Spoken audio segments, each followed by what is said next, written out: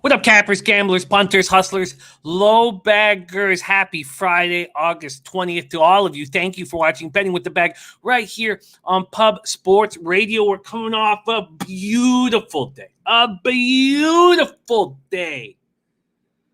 Our showcase plays of the day swept the board. 5 bets, 3 of them at giant plus lines, or one of them was at a giant plus line, but 3 of them were at plus lines. 5-0 plus 5.74 units from our showcased plays of the day. We got to start there. First off, TAINT. Wander Franco over a half run. He bagged 2. That was at minus 120. Rusty Kuntz. A's plus 145. Rusty Kuntz was in a tough run. And he goes for a plus 145 banger. And he's given us a few of those, man. He's always, fishing for plus lines. I love it. Ron Crawford, spreadsheet play of the day, moves to 12-6 on the show, 66.7%. An easy, well, it was not easy. It turned out to be easy. But I was on it too. I was on the Astros -1, and they won 6-3 in the 10th inning, and it was not enjoyable. And my stomach was in knots. It was just, and I'd lost the first 5, so it was, but a casher. And then Jose, the say hey play of the day. He was in a tough spot, down 4+ units on the season. He has to get into the black if he wants to shave his mustache and keep his job. What's he do? 2 spot, and he bet it perfectly. Now, I get nervous when he takes the -0.5 on the first 5 to get like a plus 125 to plus 30, when he could get that first 5 on the money line at minus 105 and the push is in play. But look, the man's 23 years old. He's going for big scores. Who am I to get in the way of Jose's glory? I love that he focused on first 5 and not the full game. They lose the full game 13-10. I love that he also was on the team total over 4.5.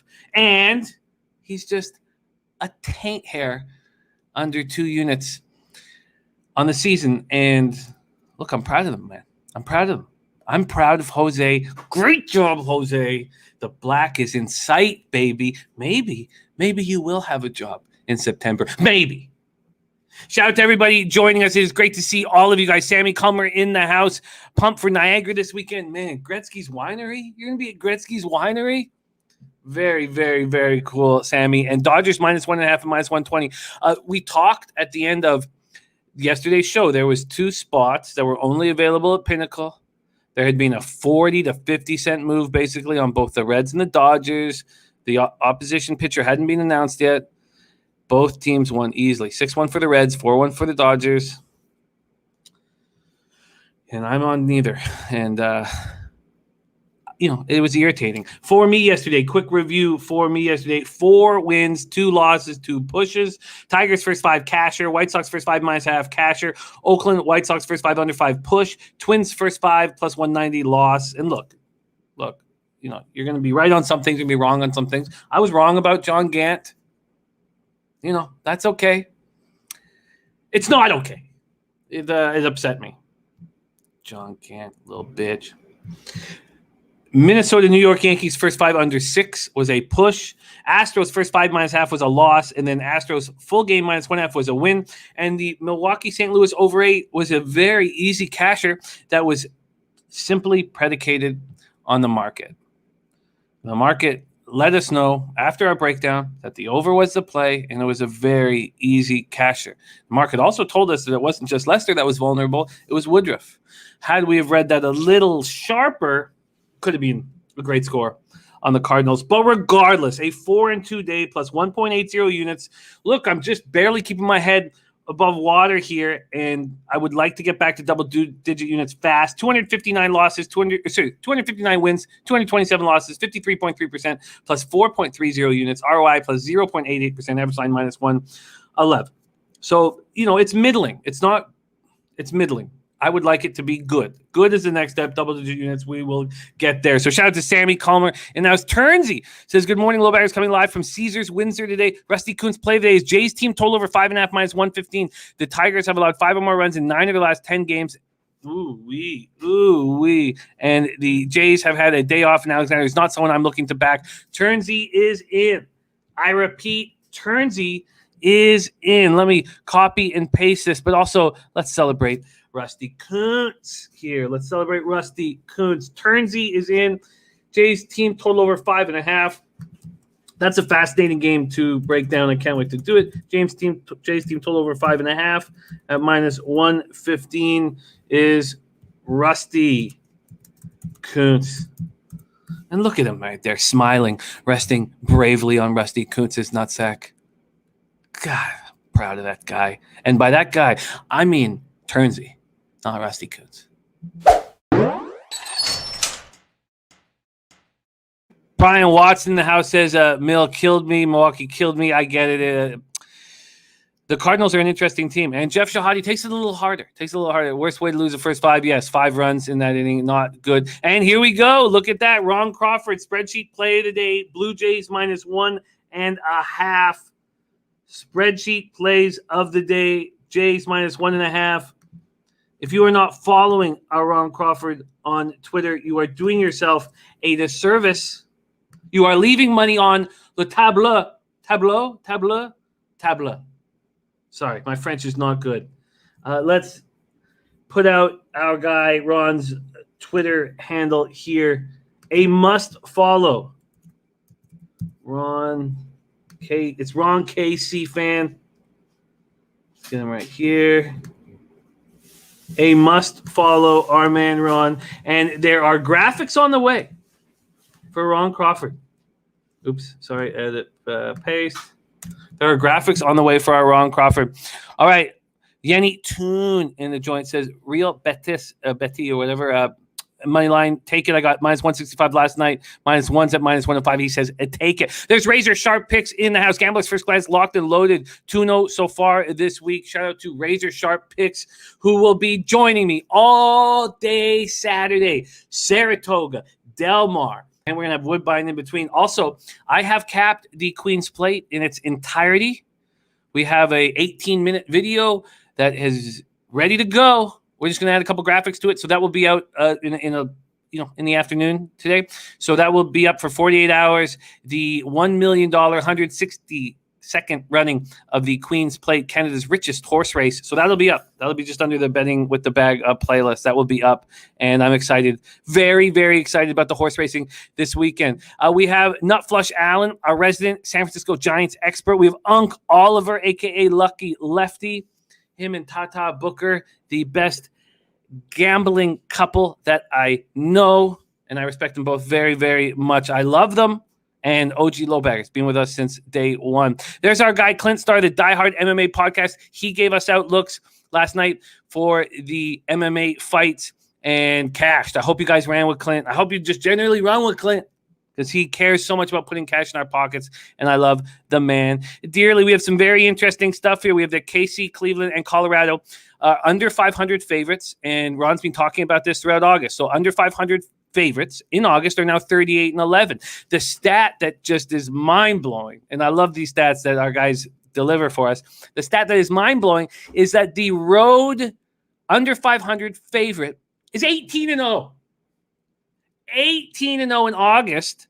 And I asked Ron this morning. I said, well, the Royals are no longer favorites. It's moved to the Cubs. No matter. It's the opening line favorite. J-Dub in the house. Christopher Comentini, Alex Hill, Unc Oliver, Tigers first 5, Mariners first 5, Cubs first 5. Interesting.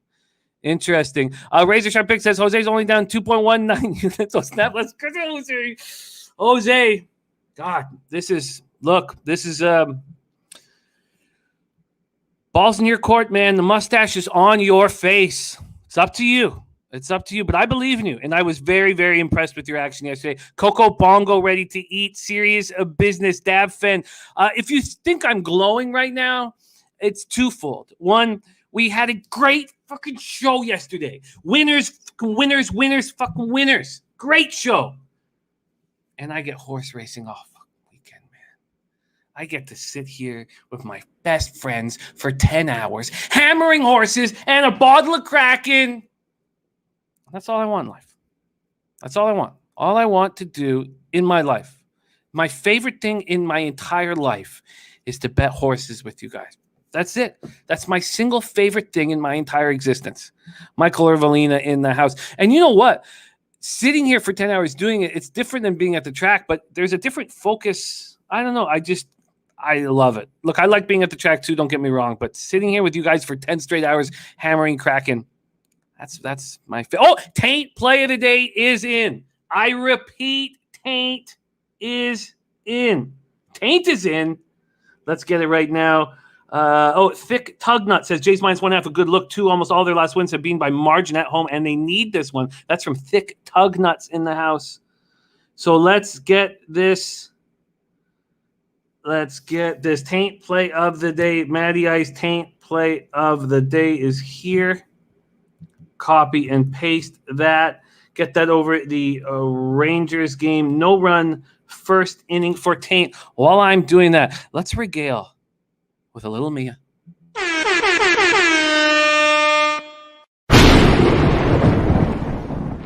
What's that? More Mia?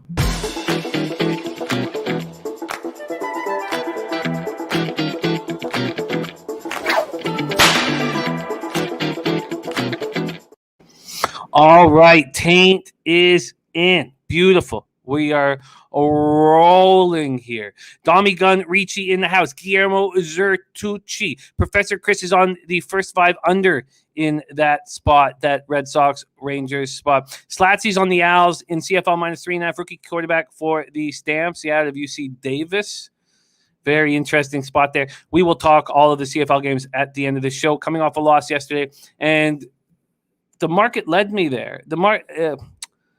I'm upset. But we're 1-1 in the year. I have bet one CFL game right now in the future that's coming. That's Saturday. Saturday night, I'm on the Winnipeg Blue Bombers team total under 24.5. That'll be at BMO Field, which is right in my backyard there. I can see it from my pigeons. I guess my pigeons' balcony where my pigeons live. My pigeons can see it. Those dirt rats. Tony Cobb's into the house. All right, we got a lot of work to do. Lance LaRose, let's get there right now. Dommy Gun Ricci says Mets first 5 under hits again, 14 and 6 over and 1 push over the last 20. I've hit 6, 1 and 1. I won't be on it tonight though. Carrasco needs to get out of the first inning. Very, very interesting. Can't wait to talk that. Tyrone Coleman ready to go. Sanka, great to see you, Sanka. Von Polo out of Charm City ready to go. Ski Profit, Rays team total cash in the 4th. Yeah, look, God, forward 2-day 1 up 1.8 units, and it should have been much better. I should have been with you guys there, and absolutely great work, you guys, and Ski. Great stuff. And Dommy Gun Ricci's on KC -101. I can't wait to talk about these games. It's a tricky card. We have huge favorites. And Von Polo says, love the Rays and New England last night. Okay, let's get to work. So thank you guys all for joining us. We got Soupy Panties, Mr. Bubbles, Coco Bongo, says taking the wife out for dinner night so she won't be so disappointed. I love it, Coco Bongo. Man, I can't wait to hit Hastings with you, man. Can't wait to. Can't wait. That's definitely almost. There's John Garcia. Says Jay's coming back from a long road trip. Scares me. Johnny Garcia, who is dealing with COVID now. The fever is gone. He's on the right side of this thing, and we love you, John. We want you to get better as fast as possible. There's Lil E capping with his dad, Big E, joining our show. We love you guys. Real Deal Prime in the house. Platinum Paul, a spectacular capper, joining us. All right, let's get to work. Kenny V, Vipe, ready to go. Kev Riley. All right, Paco Healy, what a guy Paco is. Aaron, it's great to see you. It's been too long. Says the cast on my hand is starting to smell bad. No, it's not bad. No, don't try. Just focus on the capping. Don't pay any attention to that hand. And Troy saying hello from Australia. Great to see you, Troy. Thank you for joining us. All right, it is time to get to work. We have reviewed yesterday. Now it is time to take care of business. Donald Still said, I gave it a shot last night too. Register picks hitting the exact box. Too much fun. Oh, I love it. Donald Still. Yeah, there's nothing I enjoy more. Robert Allen on Kansas City Royals Cubs over first 5. So let's let our man Robert Allen lead us into game 1. Again, I've only made one bet on this entire MLB card. Marlins first 5 plus 155. That's the only thing that I've done. couple other spots I thought about moving on, but I wanted to talk it out with you guys. We start at 2:20 p.m. Eastern. Kansas City Royals at Chicago Cubs. Royals are 52-68, 20-37 on the road. Cubbies 54-69, 31-28 at home. Wrigley Field in Chicago, Illinois. 83 Fahrenheit clear, 8 miles per hour, sideways in. Turnzy says, come film at Caesars tomorrow. Oh, that'd be nice. That's I would like to figure out how to do that. Make some connects for us down there, Turnzy, because I love that casino in Windsor. It's one of my favorite spots in North America. I absolutely love being there. I've just had incredible memories and great times there. So I definitely want to do that. I wish I was sitting right beside you right now, but it'd be pretty early to be drinking. But you know that I would be if I was sitting beside you. 83 Fahrenheit clear, 8 miles per hour, sideways in. Brad Keller on the bump, 7-12. 5.62 ERA, 1.69 whip, 123 and a third, 109 Ks, 59 walks, 16 home runs. His last start was good, but it was at home.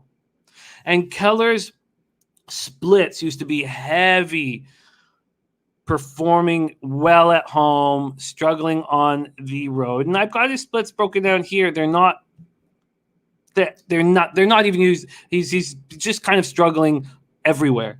But last start, 6 2/3, 6 hits, 2 earned runs, no homers, 2 walks, 8 Ks, and 9-4 loss at home versus the Cardinals. And the splits aren't an issue this year. Zach Davies, 6.95 5 ERA, 1.53 whip, 120 2/3, 91 Ks, 62 walks, 16 home runs. In his last start, he went 6 innings. He allowed 4 hits, 3 runs, but none were earned. 1 homer, 1 walk, 7 Ks, and a 5-4 loss at the Marlins. He's got splits 2 that surprised me because he's been better on the road than he has been at home. At home, 4-5, 5.18 ERA, 276 points batting average. Slightly worse than he is on the road at 2-4, 4.77 ERA, 254 points batting average. The Royals, the last 30 days, are not hitting righties at all. 216, 618 OPS. Cubs versus righties, 247, 705 OPS. The Royals bullpen is pitching well, and we saw it throughout that Astros series. Now, it's the young guys that have started pitching well in that bullpen. The Wade Davises are not. They're not to be trusted. This Irvin Santana's. It's the young guys that are stepping up. 3.98 ERA, 1.19 whip over the last 30 days. The Cubs bullpen, terrible. 6.56 ERA, 1.56 whip over their last 30 days. And Prince of the City says, I can only stay for a minute. Just want to know how his Eagles did last night. Razor Sharp Pick says, I locked in the Cubs as a small play today at plus 100. Deacon Mike says, wind blowing in and sideways at Wrigley, not betting the homer prop. Yenny Toon says, against the Cubs or nothing for me. Real Deal Prime leaning towards the Cubs. Nufflashan says, I see the Braves game tonight and the whole world's on the Braves. I see the Orioles getting that team total over in the bank. I like that idea, Nufflashan, quite a bit, and we will discuss that. This would have been now. I don't recommend this. This is sort of a lazy drunk thing to do.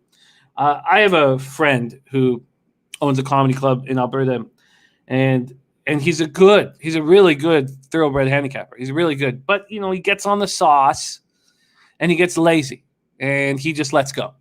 So he lets go usually around 2:00. Let's go, and at that point, and this I'm not recommending this to anybody, but at that point, all he does is he boxes the 4, 5, and 6. Horses in exact box. That's it. He doesn't look at anything. He just, he's 10 beers deep. His face is beat red, and he's just enjoying himself. Today, I looked at the card and thought, man, it would be fun to let these home teams get juiced, and put in, $500. It'd be best to do with a group because it would cost you, $7,500. So probably let's go $100 on every road team. Every underdog on the card, and just sit back and see what happens. Okay, let's go. First, we are going to take a look at the market here with this game that's popping off here this afternoon. And we have Keller and the Royals opening up at minus 114. Now they're minus 106. Wow, so money's come back in on them. Wow. Okay, very interesting and must be spoken about. So we have this incredible stat of road teams that are under 500 that are opening line favorites are 18-0. 18-0 in August. The Royals open up at minus 114. So that's at 7:26 p.m. yesterday at Pinnacle. At 8:35 a.m., they go from minus 115 to minus 101. Money coming in on the Cubs. From 8:37 a.m. this morning, the Royals start getting bet again. So the Royals are now a pick'em as of 15 minutes ago, a pick'em and back to minus 106. Baby Yoda bets, and a boy. As boy, he wants to get the shots going. Baby Yoda bets, thank you for joining us. There's Noli Nose in the house. Very interesting. Noli Nose is attacking this card. Creo, first 5 over, 4.5. Okay, so now let's take a look at the baseball data, and then we will move over to where the cash lies in this spot. We have Keller on the bump against these Cubs. They've seen 17 at-bats against them. They're 4 for 17 with a triple, 235, 703 OPS. Only Perez, Taylor, and Merrifield have seen Zach Davies. They're 4 for 12 against them, 333 with a 1.00 OPS. So Cubbies with an off day yesterday. The Royals locked into a tough series against the Astros. Beautiful. Look at that. Let's post that up on the screen. I'm ready to rock whenever now. Noli knows. Making an appearance on the show next week, then let's lock that in. Lock that in. There's the sweaty butcher in the house. Preseason unders are 14-3. And Viper says the total's gone under in 7 of Kansas City's last 9 games when playing the Chicago Cubs. Okay, so what do we do? Do we stick with this 18-0 road teams? We have a huge bullpen advantage. The Cubs sort of feel like they're mailing it in. The Royals feel good about themselves with the last push.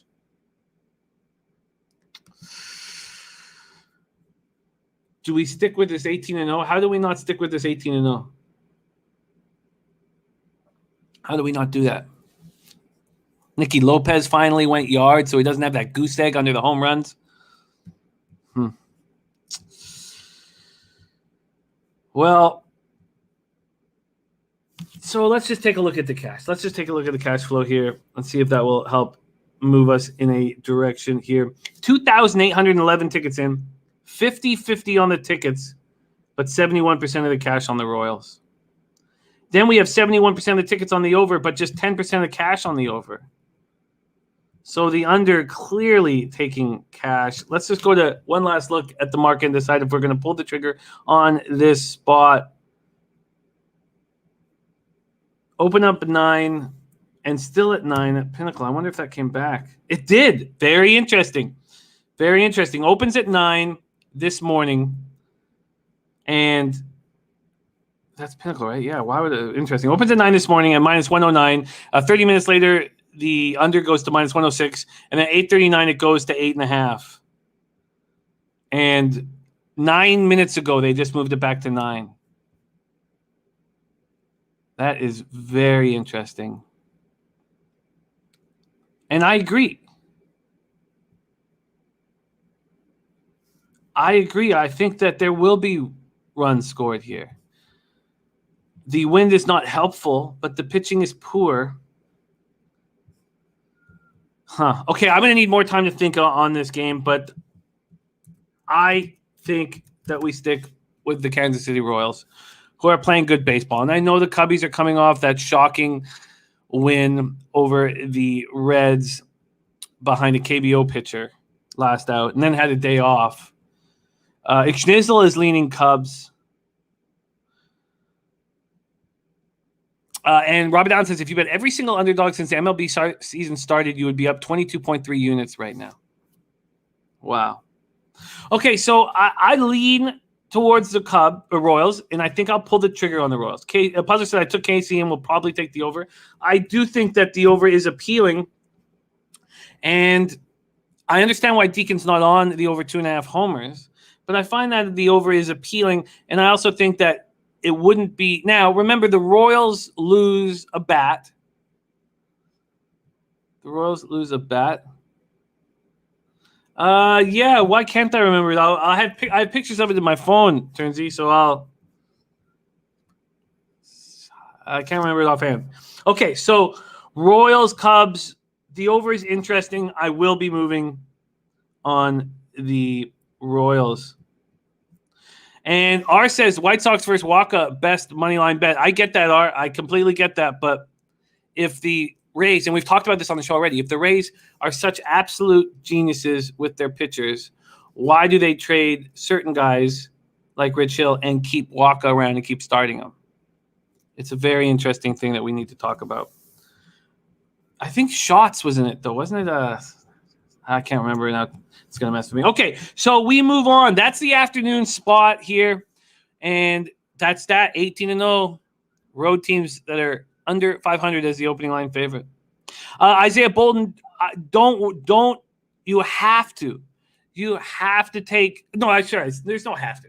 Go with your capping. Go with your stats. But the biggest dichotomy you can see in this game, the biggest difference is the Cubs bullpen is at 6.56 ERA and a 1.56 whip over the last 30 days, and the Royals bullpen 3.98 ERA and 1.19 whip, and they're playing well.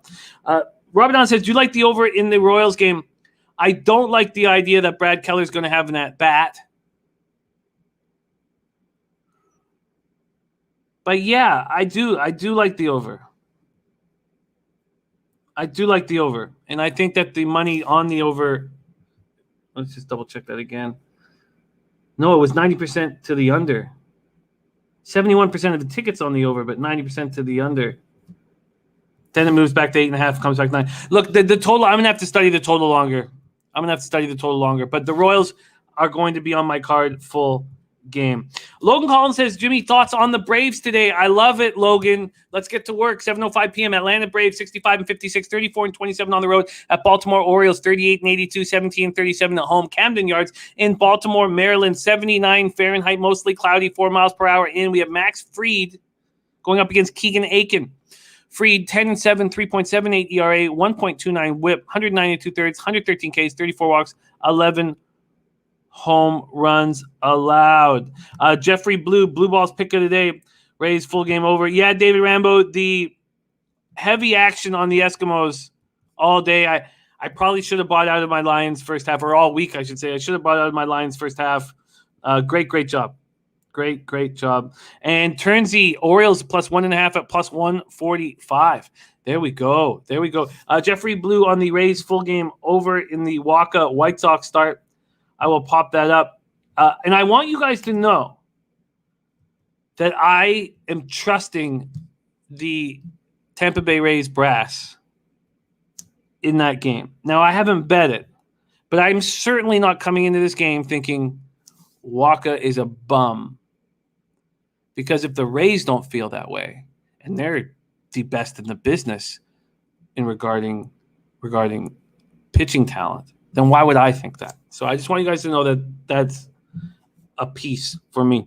Fried, in his last start, 6 innings, 5 hits, 2 runs, just 1 was earned. No homers, no walks, 7 Ks, and a 12-2 win at the Nationals.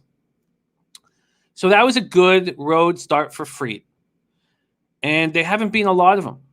At home, he's 6-3 with a 2.97 ERA. Opponent's batting average 224. On the road, 4-4, 4.67 ERA. Opponent's rating 288 against him. Keegan Aiken, 0-7, 8.13 ERA, 1.82 WHIP, 58 2/3, 54 Ks, 24 walks, 10 home runs. His last start was poor. His numbers are the worst in Major League Baseball. They're worse than Arrieta's. His last start, he goes 4 innings, 6 hits, 3 earned runs, 1 homer, 3 walks, 2 Ks, and 6-2 loss at the Red Sox.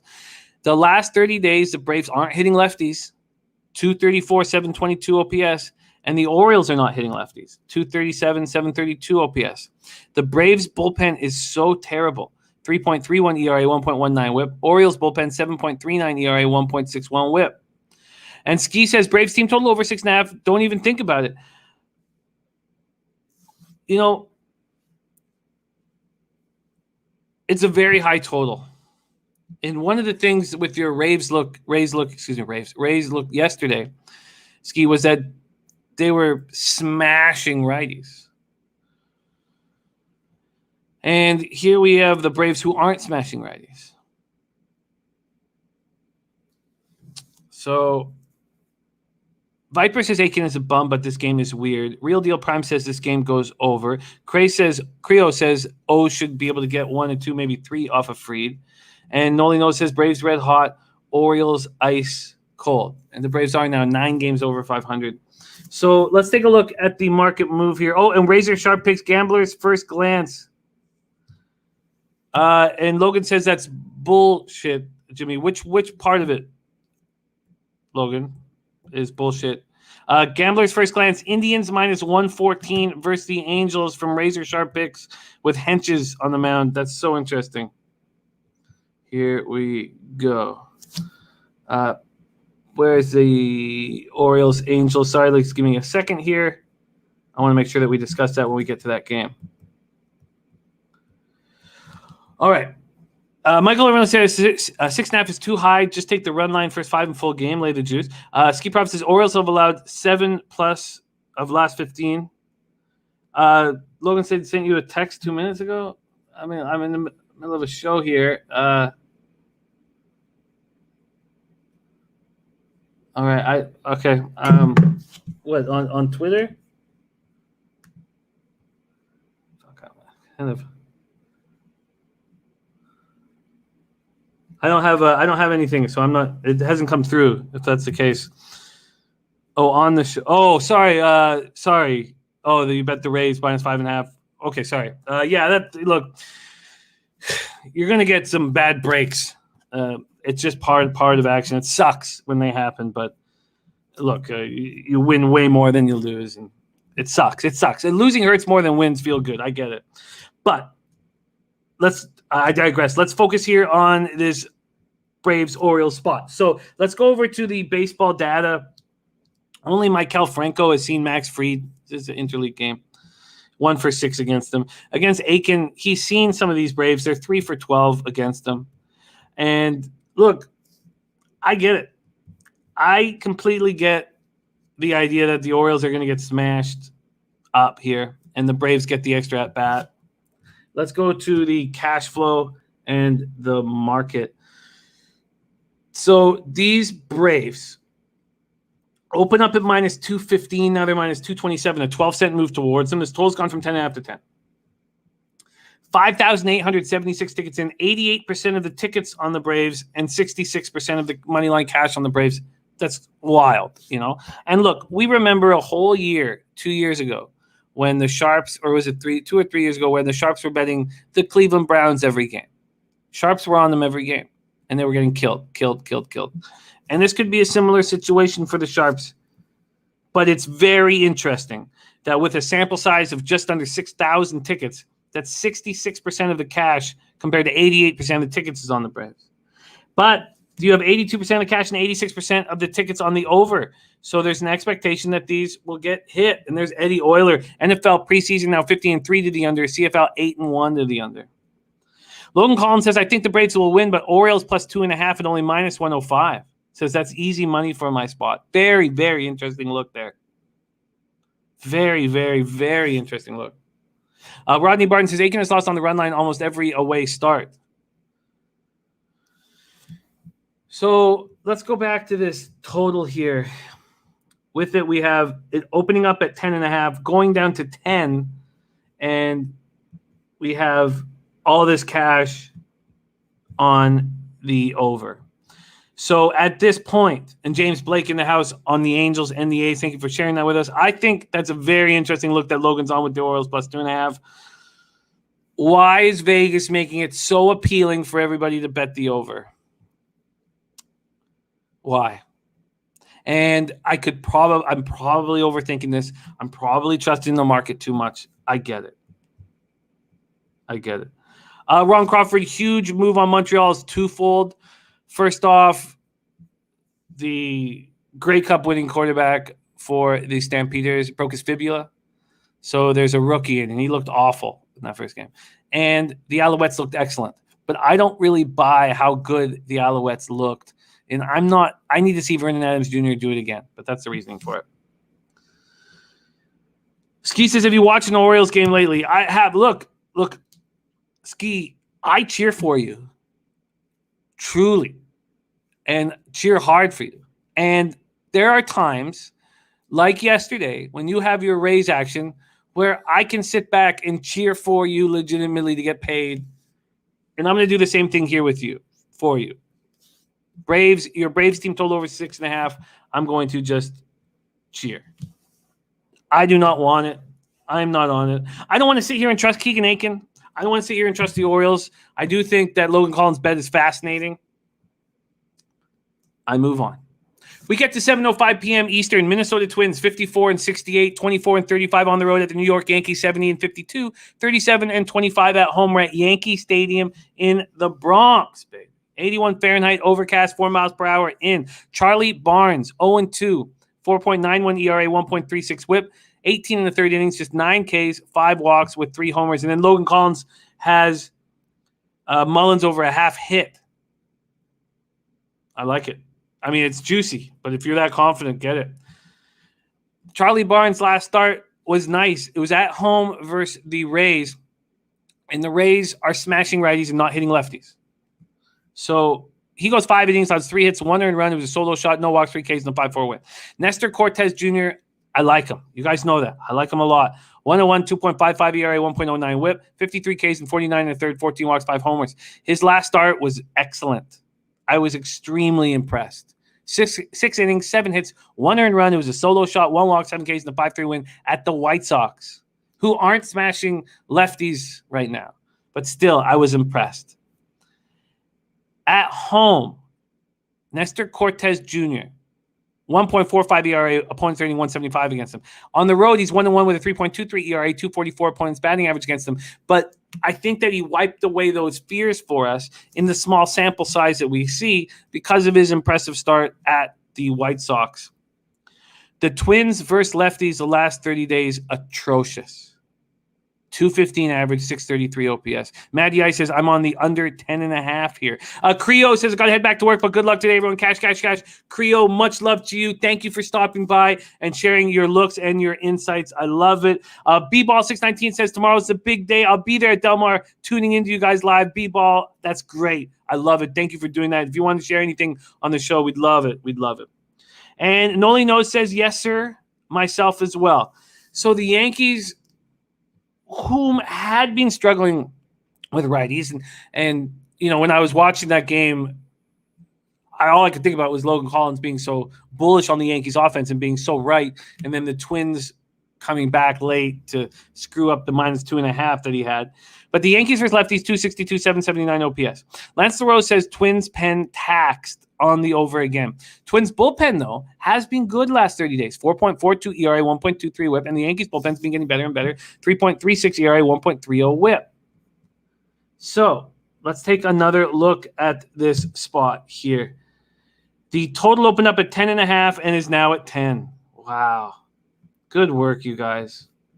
Good work. Maddie Ice and Noli getting this at 10.5. Let's go over to the baseball data. The Yankees haven't seen Charlie Barnes and Cortez. They're 2 for 7 in a small sample size against Cortez. So then let's pull up the cash flow in this spot.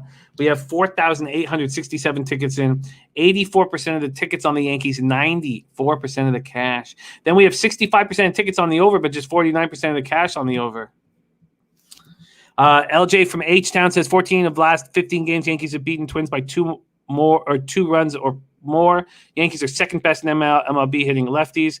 And look at that. Ron Crawford getting a total of 8.40. Now, Ron, that would make me immediately bet something generally, but the fact that it's gone from 10.5 to 10 and I missed the market move, I'm going to have to let go. And then the question becomes, do you want to switch it to first 5? Although I like this Yankees bullpen, do you want to switch it? And the Twins bullpen has been better, and I understand their tax. Do you want to switch it to first 5? So let's go over there and take a look at the first 5 situation that we're dealing with. Opens up at 6, and it's now at 5.5. So when did it move to 5.5? It moved at 8:22 in the morning. So, what's going on for me this season, I've got to change. And I've said this before. But, the allure of dealing with a credit and betting with credit and having 25% in and out is extremely appealing. But my bookie's not an idiot. And so he acts as Bet365, not Pinnacle. And I need a pinnacle site. I need to be able to attack these spots earlier. There's Mr. Gokster in the house. Donald still says Yankees -1.5. Think they run away with this. David Rambo says Cortez been pitching good. Logan Collins says I got Yankees 5-1 win here. Going to take the -2.5. Take the final score 5-1 at plus 12,500. And he did have 7-2 final with the Rays. You know, Logan, I love capping with you. I love it. Mike King says, damn, you look like Greg Maddux. I've been called worse things. All right, let's keep rolling along here, and there will be no move for me. But damn. Ken Mizrahi, what up, my man? Damn, I love that look now that I spend time breaking it down that Noah Lee and Matt Randall are on. But it's imperative that we don't chase market moves. We don't kick the ass end of lines. That will hurt us in the end. All right. We move on to the Blue Jays game at the Rogers Center in Toronto, Ontario. Detroit Tigers at Toronto Blue Jays. We have the Rusty Kuntz play of the day. Team total over 5.5 at -115. I repeat, the team total over 5.5 at -115, and he's coming off that plus 145 casher on the Oakland A's yesterday. Jays at home versus the Tigers. Let's break this down right now. 80 Fahrenheit, partly cloudy, 4 miles per hour out to right. Tyler Alexander versus Robbie Ray. And you have the two best teams in the league over the last 30 days against lefties. Alexander 2-2, 4.57 ERA, 1.31 whip, 65 innings, 53 Ks, 14 walks, 11 home runs. And look, Schnizzle was also on that 7-2 exact score. I love it. Okay. Tyler Alexander's last start, 5 innings, 6 hits, 4 earned runs, 1 homer, no walks, 4 Ks in a 7-4 loss at home versus the Guardians. Robbie Ray, 9-5, 2.88 ERA, 1.06 whip, 137 in the third, 167 Ks, 36 walks, 24 home runs. And you can say, you know, Vladimir Guerrero is the most important player on the Toronto Blue Jays. You can easily say that. Look, he's going to be second in MVP voting. Might not get one first place vote, but he'll be second place in MVP voting. But the biggest difference maker from the expected Blue Jays to what we have now has been Robbie Ray in my eyes. This guy was a journeyman. This guy threw as many walks as Ks, and anybody could have had him for a cup of coffee. And he's been excellent this year. In his last start, 7 innings, 5 hits, 2 earned runs, 1 homer, 1 walk, 8 Ks, and a 3-2 loss at the Mariners. Tigers versus lefties last 30 days, 308, 862 OPS. Blue Jays versus lefties, 310, 903 OPS. Tigers bullpen last 30 days, 4.01 ERA, 1.46 whip. Got touched up a little bit yesterday. The Blue Jays bullpen, 4.57 ERA, but a 1.30 whip. Ron Crawford's spreadsheet play of the day is the Blue Jays -1.5 at -135. And it makes sense to me. Eddie Oilers says Alexander started out horrible, and he's been improving. So we have correlated action from Rusty Kuntz and Ron Crawford. Against Alexander, the Jays are 1 for 12. Very small sample size. Lourdes Gurriel, the only one with a hit against them. Against Robbie Ray, these Tigers are 3 for 12, 250 with an 891 OPS. Puzzler says taking the Jays, and if the Jays get a nice big lead in the 6th, I will bet on Detroit. Robin Allen says, but I do think the Blue Jays have a lead after 5 innings in the game, so I'd go Jays first -1/2 first 5 innings. Let's go over to that right now and the market move in general. -280 on the first 5 money line for the Jays. So let's just go to the Jays -1/2 and see what we are dealing with. The Jays -1/2 is -180.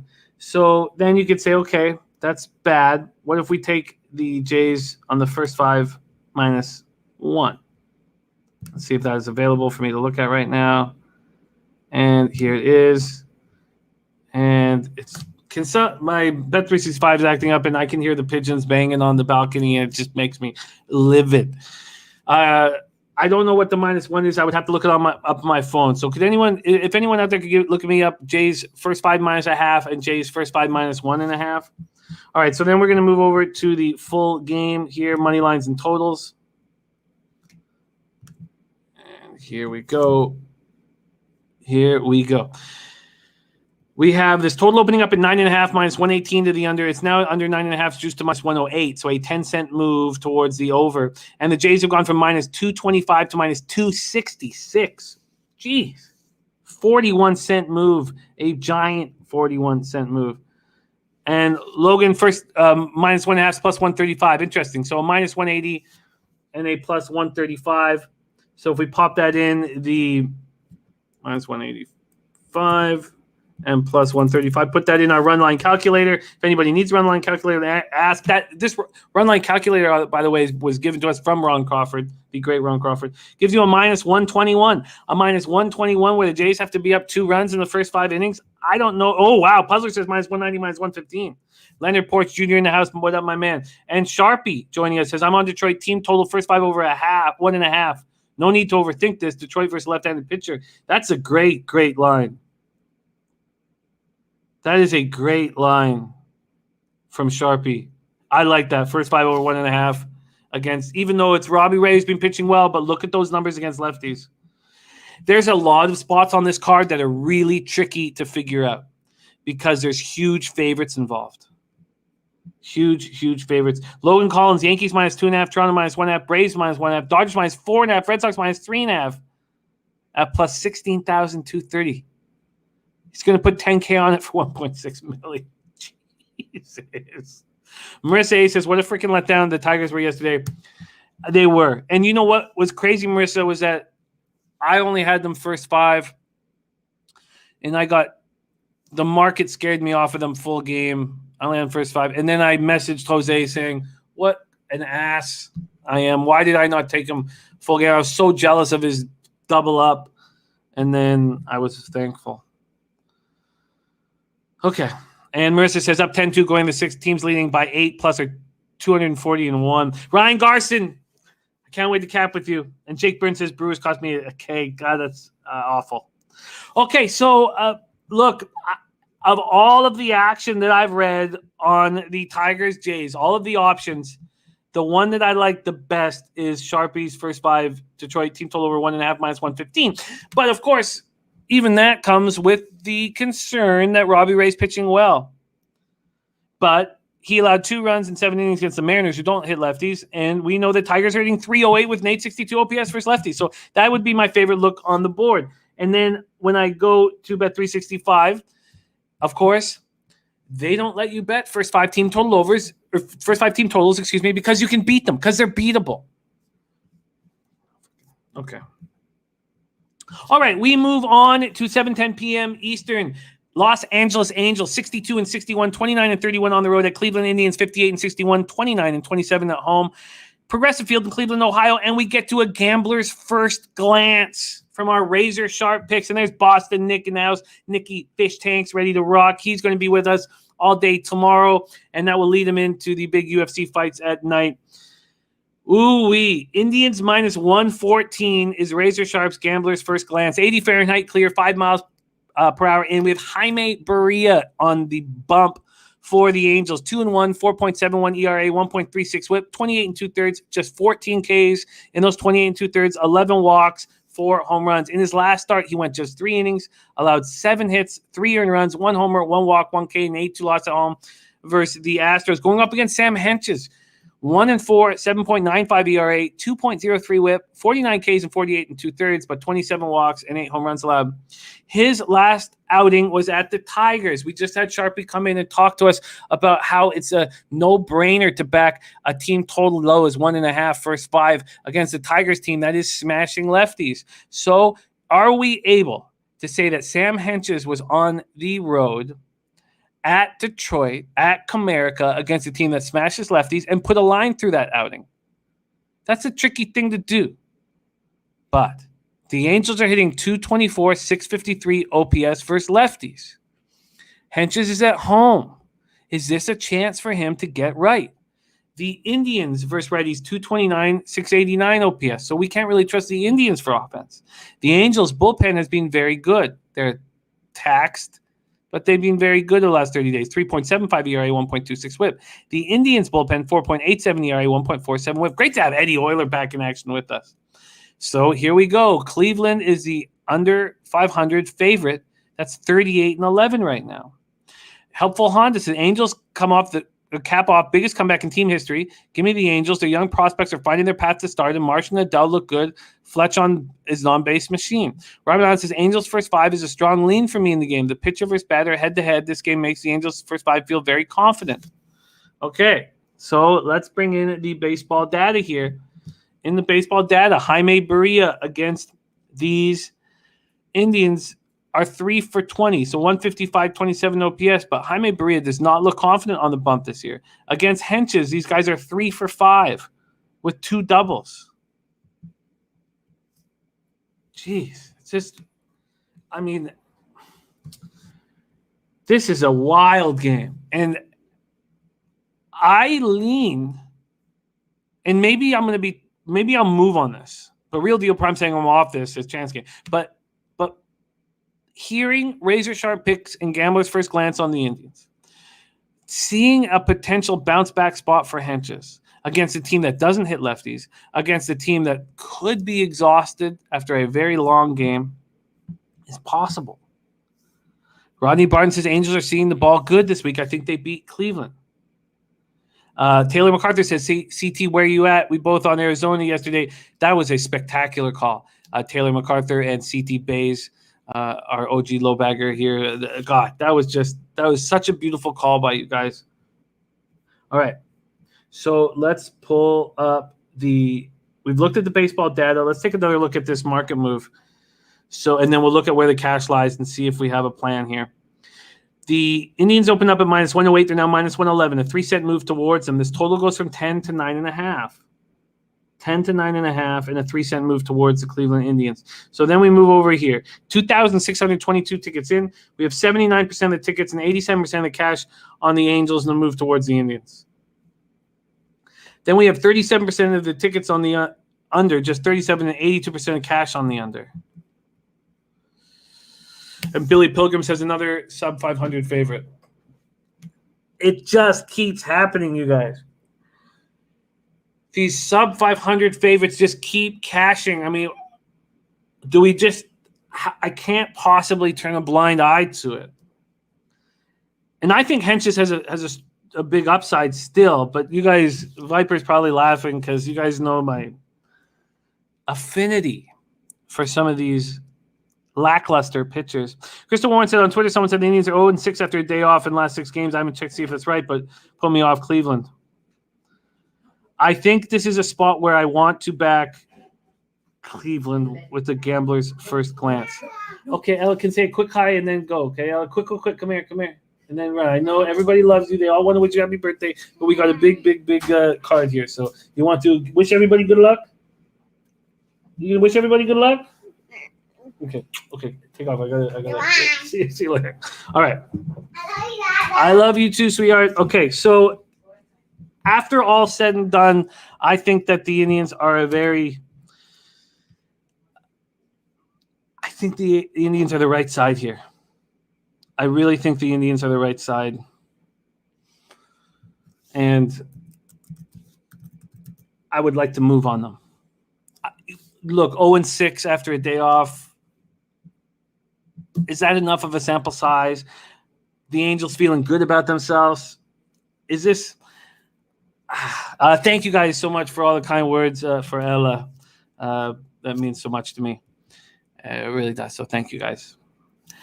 So I think I'm rolling with Gambler's First Glance and the Cleveland Indians. I mean, certainly, the market is telling us that all this money is coming in on the Angels, and the market believes that there's a vividness bias behind it.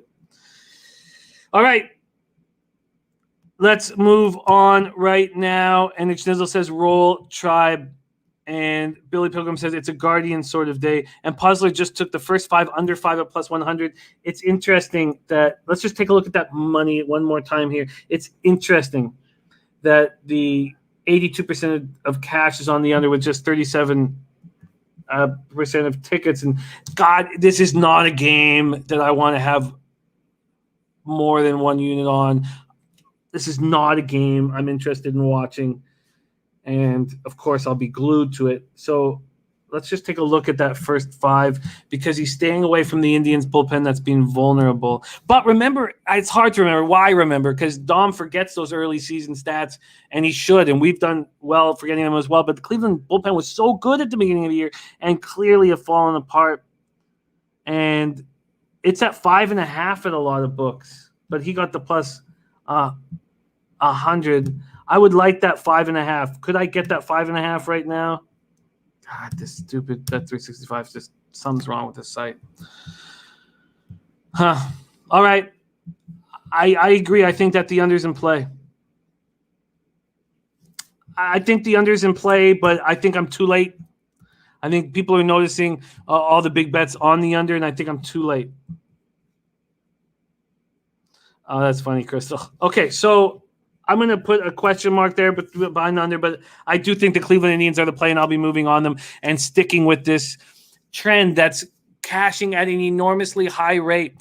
And we know that road teams that are under 500 that are favorites in August are 18-0. The Royals fall under that. And then we have the Cleveland Indians as a home or as a under 500 favorite.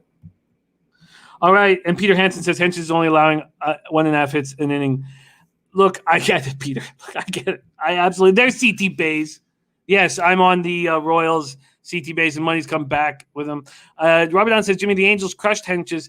I don't know if the sample size is big enough to give them that.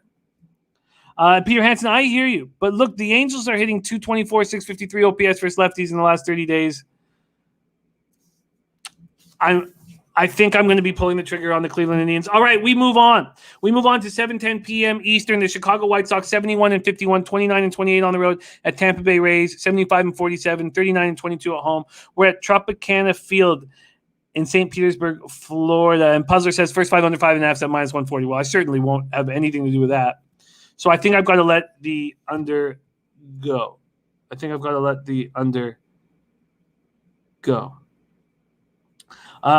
TAINT is coming up. Sorry, TAINT, that just threw me for a loop. TAINT is coming up in Boston, Texas. So we will talk sweet TAINT. But right now we talk about the Blue Balls pick of the day from Jeffrey Blue. Chicago White Sox, Lucas Giolito on the mound, 9-9, 3.83 ERA, 1.13 whip, 141 innings, 161 Ks, 42 walks, 24 home runs. In his last start, he goes 4 innings, 6 hits, 3 runs, 2 earned runs, 1 homer, 3 walks, 8 Ks, and a 5-3 loss at home versus the Yankees. And then we go to Michael Wacha. And I've already said this on the show, how do you not trust the Tampa Bay Rays brain trust when we all believe that they're the smartest group in the league? They get the most out of their pitching staff. They don't want Rich Hill, but they want Michael Wacha. Not only do they want him, but they start him. 2-4, 5.91 ERA, 1.50 whip, 85 in the third, 76 Ks, 24 walks, 18 home runs. And Real Deal Prime says Wacha last start here, my guess. It just wouldn't be happening. Eddie Euler says Wacha 11.57 ERA last 3. And Matty I says Dunning is only allowed his opponent to score 1 time in the first over his last 5 starts. Very interesting. Real Deal Prime says Wacha gets tagged, season over. David Rambo on the White Sox under. So let's break this down further. Wacha's last start was atrocious. It was at the Twins. He gets destroyed. 5 innings, 11 hits, 7 earned runs, 2 homers, 1 walk, 5 Ks. Why are they bringing him back out there? On the road, he's been so bad this year. 1-3, 7.21 ERA, 335 opponents batting average, 335. You are basically an MVP. Every batter that faces Wacha is an MVP. At home, Wacha's 1-1, 4.54 ERA, 266 opponents batting average. He's much better at home. Taylor MacArthur says, I'm leaning Tampa at home. Leo Leon, Big Daddy Boom, aka Mr. Know-It-All, says, Rich Hill too old, Wacha only 30. Robert Allen says, White Sox going to touch Wacha today. I know that, and Ray's going to have a hard time hitting Gio. I don't want to sit. I'm not sitting here going, I'm going to be the contrarian and take the other side. I'm just saying that there is no way then I'm taking the White Sox here. This is a raise or pass. So, Logan Collins, thank you for taking the time to share your hard work with us. And Pub Sports Radio says, check out the latest Gambler's First Glance. Video is out right now. There's the link to Gambler's First Glance. The video is out right now. Real Deal Prime says, Tampa Bay equals lose your cash. Rays bullpen, lights out, 2.66 ERA, 1.06 whip. The White Sox bullpen, 3.88 ERA, 1.19 whip. The Rays versus righties last 30 days are destroying them. 262, 844 OPS. White Sox versus righties not hitting them that hard. 243, 730 OPS. A Razor Sharp Pick says, give me the White Sox, I'm on it. CT Bay says Cruz versus Giolito. Let's go right over there. Let's go to baseball data. Nelson Cruz against Giolito, 10 for 25 with 4 homers.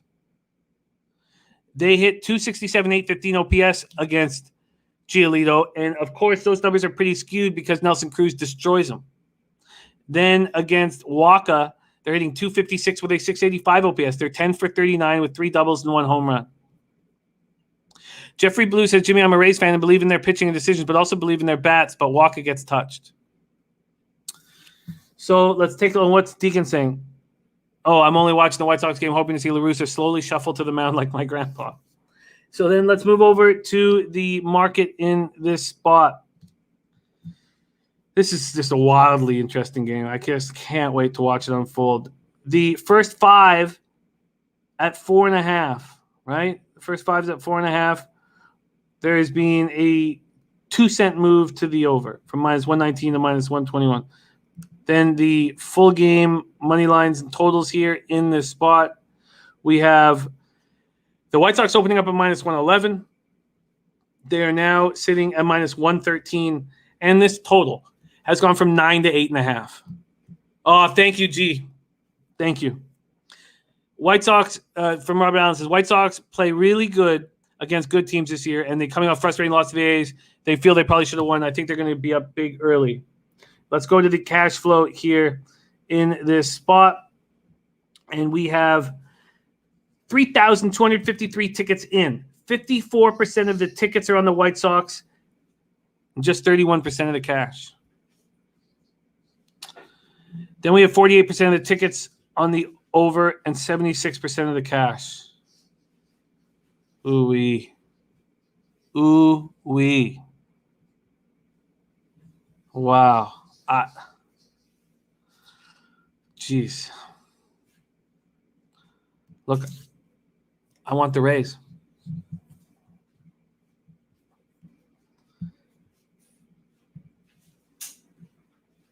I want the Rays.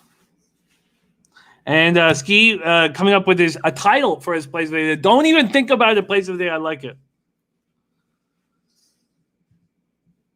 Look, this could be a horrifying situation for me. But I am taking the Rays full game here. Ooh, leaky palms. We move on. 7:10 p.m. Eastern, Miami Marlins 51-71, 21-41 on the road at Cincinnati Reds, 66-57, 33-29 at home. Great American Ballpark in Cincinnati, Ohio. And here we go. We have my only bet that I've made so far on this card. One and only bet. The Marlins first 5 at +155. So we talk about risk reward. We talk about everything correlating on one side, and then we talk about expected probability, right? These are all the things that we discuss. So let's first off with a +155 spot. What is the expected probability with this bet? Let's just go right there right now and pop this in here, and let's go. So 39.22% is the expected probability. Everything here for me on the Marlins first 5. And Coco Bongo's on no runs first inning in Miami, Cincinnati. Got a +100, moved from -105. Everything is here except one stat. And of course, it's not all going to correlate on a plus 155 dog. If you're going to be on a plus 155 dog, and look, if you were on Pinnacle or some other books, I bet this as soon as it was available to me, and I know other people got a better number than plus 155. I got plus 155. The one thing that doesn't line up is the Reds are smashing righties. 278, 893 OPS. That's the only thing. And I have an expected probability winner of 39.22%. I'm going to take this. Let's break it down. 86 Fahrenheit clear, 4 miles per hour in. Eliezer Hernandez on the bump. So it was just Hernandez's third major league appearance this season last out. He goes 5 1/3, 4 hits, 1 earned run, 1 walk, 4 Ks, and a 4-1 win at home versus the Cubs. Look, I know the Cubs are an easy team to pitch against. He showed no signs of rust. He went through 5 shutout innings to begin the game. He allows a solo shot off the bat of Frank Schwindel. Look, the great Frank Schwindel. Sorry, I don't know Frank Schwindel's. Quadricep injury for Hernandez. So his third start of his minor league rehab assignment was at AA Jacksonville. He throws 5 innings, 1 run, 2 hits, no walks, strikes out 10. Look, I know it's AA. He strikes out 10 in 62 pitches. 3 rehab outings. He allows 1 run in 11 2/3 innings. And Donald still says Schwindel is the future. No, I get it. I was making a joke about Schwindel. I know Schwindel is trying to get laughed at. 18 strikeouts, 0 walks in 11 2/3. So, Crystal Warren says Winker out for a while. Eddie Oler says Joey Votto, 16 homers in the last 28 games. Okay. Here we go. Sonny Gray, 4-6, 4.47 ERA, 1.39 whip, 90 2/3, 113 Ks, 37 walks, 12 home runs. He's becoming predictable, just like Molly. Last start, we backed him. We cashed. 7-4 win at the Phillies. He wasn't great. 4 2/3, 4 hits, 3 earned runs, no homers, 3 walks, 2 Ks. At home, he's been awful all year, and so is Molly. Who cares what these guys are doing on the road? On the road, Sonny Gray's 3-2 with a 3.338 ERA, 3.38 ERA, 2.39 opponent's batting average. At home, 1-4, 5.44 ERA, 2.64 opponent's batting average. Yeah, the Marlins are only hitting 253 with a 711 OPS versus righties. If you had a 253 batting average against righties, you'd expect the OPS to be at least 740 plus. It's 711. They have no power. The Marlins bullpen has been bad. 4.65 ERA, 1.47 whip. I don't want to trust them, and I don't want to trust them against a team that rakes like the Reds. Puzzler says Miami alt line at plus a half is at minus 120. Yes, and Puzzler, when I made this bet, it was at minus 115. And I had to tell myself, even though I wanted it, don't turn a dog into a favorite. And look, the first 5 plus a half is probably the better bet. But I can't, and I won't, and I can't, and I have to tell myself over again sometimes, don't turn a dog into a favorite. So I took the plus 155. Let's move over to the baseball data here. And we have 3 batters have seen Hernandez. They're 1 for 4 against them. Against Sonny Gray, 7 for 22, 318 with an 854 OPS against these guys. Then we're going to go over to the market movement here. Let's go, and then the cash. And then we got to keep moving because we got lots of games to get through. So we got to keep on moving. Here we go. Noli Noses on the first 5 under 4.5. I like that look. Let's go to money lines and totals for the full game. We have the Reds opening up at minus 203. They're now minus 191. So there is a 12-cent move towards the Marlins. The first 5, or so the full game over 8.5 is at minus 112. Now it's at minus 117. Robin Land says, I'm all over the first 5 Marlins, batting 350 versus Sonny Gray. R likes the first 5 unders. So let's take a look at the cash and figure out if I can be confident here. 4,602 tickets in. We have 77% of the tickets, just 58% of the cash on the Reds. Then we have 71% of the tickets on the over, but just 26% of cash on the over. Wow. Donald still says his Sonny is predictable as Molly. No, maybe no, but not that far off. Not that far off. Larry Gar says first team total live here. Take the Reds offense out of it, and if the Reds pounding the ball, it gives the Fish a running mate. No, because the Marlins just don't have power against righties. They have to manufacture their runs. But I don't think it's a bad look, but you don't want to go up against – if you go up against Noli No's first 5 unders, you know, you're not going to be paying mortgages. You're going to have a pigeon family on your balcony. All right, Marlins first 5 plus 155, and the under is tempting.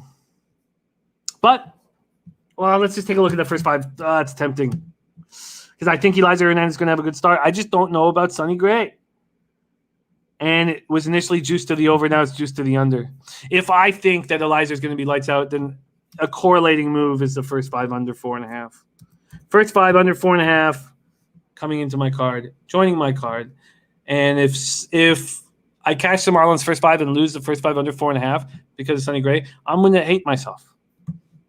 Puzzler says, I don't want to count on Miami to score runs. Well put. Eddie Lewis says, lifetime Sonny Gray's faced Miami 4 times, 2-0 with 3.27 ERA with a win apiece for Oakland and Cincinnati.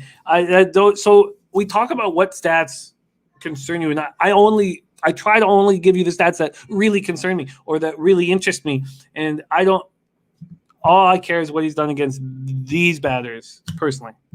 But Eddie Orler, I love capping with you, your OG low baggers. Nothing bad, just my take on it. And it's great to have you back. We've missed you. All right, we move on. It looks like, in addition, I will be tailing the great Noli Knows, who will be making he will be on our show. He will be on our show, making an appearance. I said a performance. I'm making an appearance on Betting with the Bag. And it will be Noli Knows Pub Sports Radio debut next week. I can't wait. All right. And Jeff Joseph says, Jimmy, with you on Money for Row. Last race was huge and peaking at the right time. Oh, God. And Jeff Joseph, I have an 18-minute breakdown that will be up on Pub Sports Radio in a matter of hours. And I enjoyed it immensely. I love capping horses, baby. Yes, Money for Row. I'm on a Philly to win. Just like 2018 and 2017, man. Holy Helena. In 2017, I still have a very soft spot for Lexi Lou in 2014. We have okay, let's keep rolling. No, great stuff, Eddie. Great stuff, man. Okay, we move on. 7:10 p.m. Eastern, Texas Rangers 42-79, 14-45 on the road at the Boston Red Sox, 69-54, 37-24 at home. Razor Sharp Picks says 24.5 hours away. Razor Sharp Picks, his wife is going to a cottage for the weekend, so we Razor all day, baby. I will be wearing my Cash It hat. You can count on that, Razor. Ty Clinton in the house. Great job. That Tigers first 5 was a thing of beauty. All right. So we move on. Rangers, Red Sox, Fenway Park, Boston, Massachusetts. And we get, happily, look at this. Okay. I just read the private message. We will showcase that at some point in the show today. But right now, we get to none other than sweet TAINT. Boston, Texas, no run. First inning, -110 on a 2-game winning streak.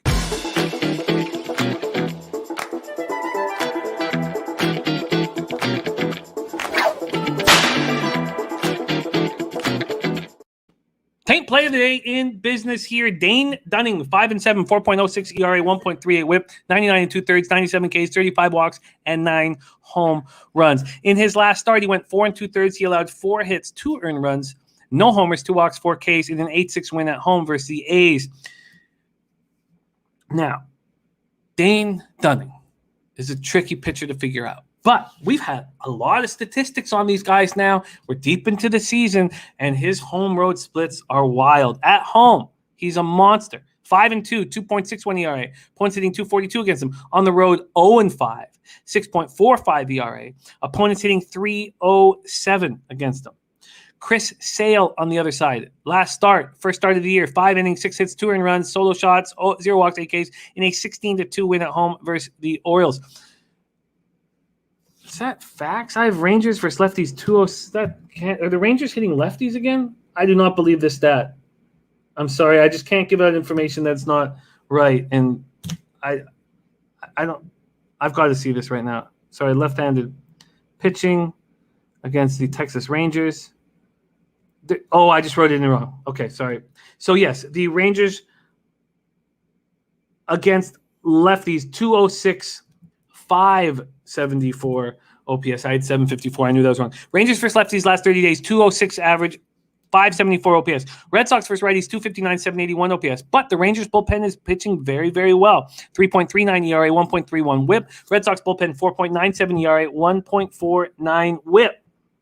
Sharpie says Chris Sale over 7.5 strikeouts, easiest money on the board. Says Sale since 1920 leads MLB history in Ks per 9. Now we get the worst team versus left-handed pitching. Ooh, wow. He says, oh, Lord, it's a Sale day. So let's go over to baseball data. Baseball data. Only Schwarber has seen Dunning. 0 for 1 against them. Against Chris Sale, only 3 Rangers have gone up against them. They're 2 for 15. Not only that, but the number that must have Sharpie salivating is 7 strikeouts in 15 at-bats against Culberson, Kiner Falefa, and Holt. Ooh-wee. Razor Sharp Picks has over-under on Jose Smiles today. Total 3.5, minus 150 to the over. I'll tell you what, if the over now, usually my daughter's downstairs, so I'll have to edit myself a little bit because I don't want her to see me yelling at Jose. But if that over Smiles hits, I need my man Jose to be all fucking business. Nilo, what's happening? My man on the beach listening. I like that. Eddie Oler says wins common Boston, first 5 under 5. All right, let's take a look at the market that we are dealing with here. The first 5 under 5 has moved to 4.5 at Intertops and Bet Online and Heritage. Interesting. Opened at 5. That's the first 5. Full game money lines and totals here. We have the Red Sox opening up at minus 318. They're now at minus 290. A 28-cent move to the Texas Rangers. This full game total opened at 9, minus 106 to the over. It's now over 9 at minus 109. So a 3-cent move to the over. The only notice is I usually love unders, but I'm leaning over on that one. Pub Sports Radio says Sale K-Prop was almost his play of the day. His K-Prop was 6.5 last time out, and it was my best bet of the month. 7.5 was just too close for me. Interesting. And Nilo cheering for Portugal soccer. Respect, Nilo. Okay, so then let's check out this cash flow. Check out this guy. Now, we used to have a rule back in Costa Rica when the Crown Prince of Unders, the Jedi Master of Unders, Noli knows, liked an over, we would just bet it immediately, automatically, because it was like betting against your favorite team. Noli's favorite team is Unders.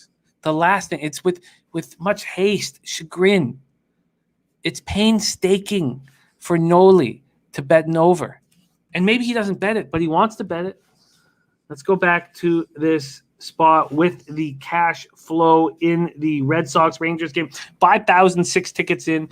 We have 80% of the tickets on the Red Sox, 83% of the cash, and the market move to the Rangers. I think that's a market move because in baseball, there probably shouldn't be any minus 300 favorites when you have a pitcher who spent the whole season on the IL, who's got 1 start under his belt and went 5 innings and allowed 2 home runs. I don't think that's necessarily, I just think that's, that there might be a rule for certain guys to bet against that. Then we have 52% of the tickets and 59% of the cash on the over and a slight move towards the over. Real Deal Prime says sales locked in. Don't bet against. And Turnzy says, did the Jose play pop off yet? No, it has not. Jose's Say Hey play of the day is the final game on the card, and it is crucial. It is a huge, it is the most important bet. Actually, yesterday was the most important bet of the year, but we know what happens at crunch time. We know what happens in playoff time, that every next bet is your most important bet of the year. So now this one becomes his most important bet of the year. Eddie Oler says Sale struck out 8 and 389 pitches against the Orioles in a 16-2 win. And Sharpie says, how is 7.5 too much? With the best strikeout pitcher in the history of baseball, should be 8.5 or 9.5 in his eyes. Getting value on Chris Sale is unheard of. Wow. Extremely interesting. So I'm going to write the sale K prop here, first and foremost, as a Sharpie look. And then, secondly, I'm going to have some interest in the over, but I can't trust the Rangers' bats. And I think that Dunning can get touched here. One thing is clear is that when Sale is on the mound, this is a Red Sox team that's down in the dumps, and they give him confidence. So I would like to know what the team total is for the Boston Red Sox today. 5.5 at -110. And I hate the 5.5. So, all right. And Michael Irvine says Jose should keep making 2 plays. It's been working for him. And 1 loss, he can break even and have a chance next week. Look, Michael Irvine, there's a lot on the line. The stakes are high, baby. One of my favorite albums of all time, De La. The stakes are high for Jose. And I'm not going to look, it's his job. We move on to 8:10 p.m. Eastern. Seattle Mariners at Houston Astros. Angry that I didn't get that first 5 under 5. Angry that I didn't get the full game under 9. It moved to 8.5 and 4.5, so I had to stay off. And it angered me. And then I almost pulled the trigger on the first 5 under 4.5 anyways at -115. I thought, you know what? If I'm going to take the ass end of the line, if I'm going to do that publicly, then I want to at least talk it out. So I didn't bet it. Roof expected to be closed. Minute Maid Park in Houston, Texas. Usei Kikuchi. We got the cooch in the building. 7-6, 3.82 ERA, 1.21 whip, 129 2/3, 140 Ks, 47 walks, 23 home runs. His last start was okay. It was at home versus the Jays. They're a tough team. And he went 4 1/3, 5 hits, 3 earned runs, 1 homer, 4 walks, 5 Ks, and 9-3 win. At home, he's not been very good this year. 2-4, 4.65 ERA, 230 opponent's batting average. On the road, he's been excellent. 5-2, 3.10 ERA, 223 opponent's batting average.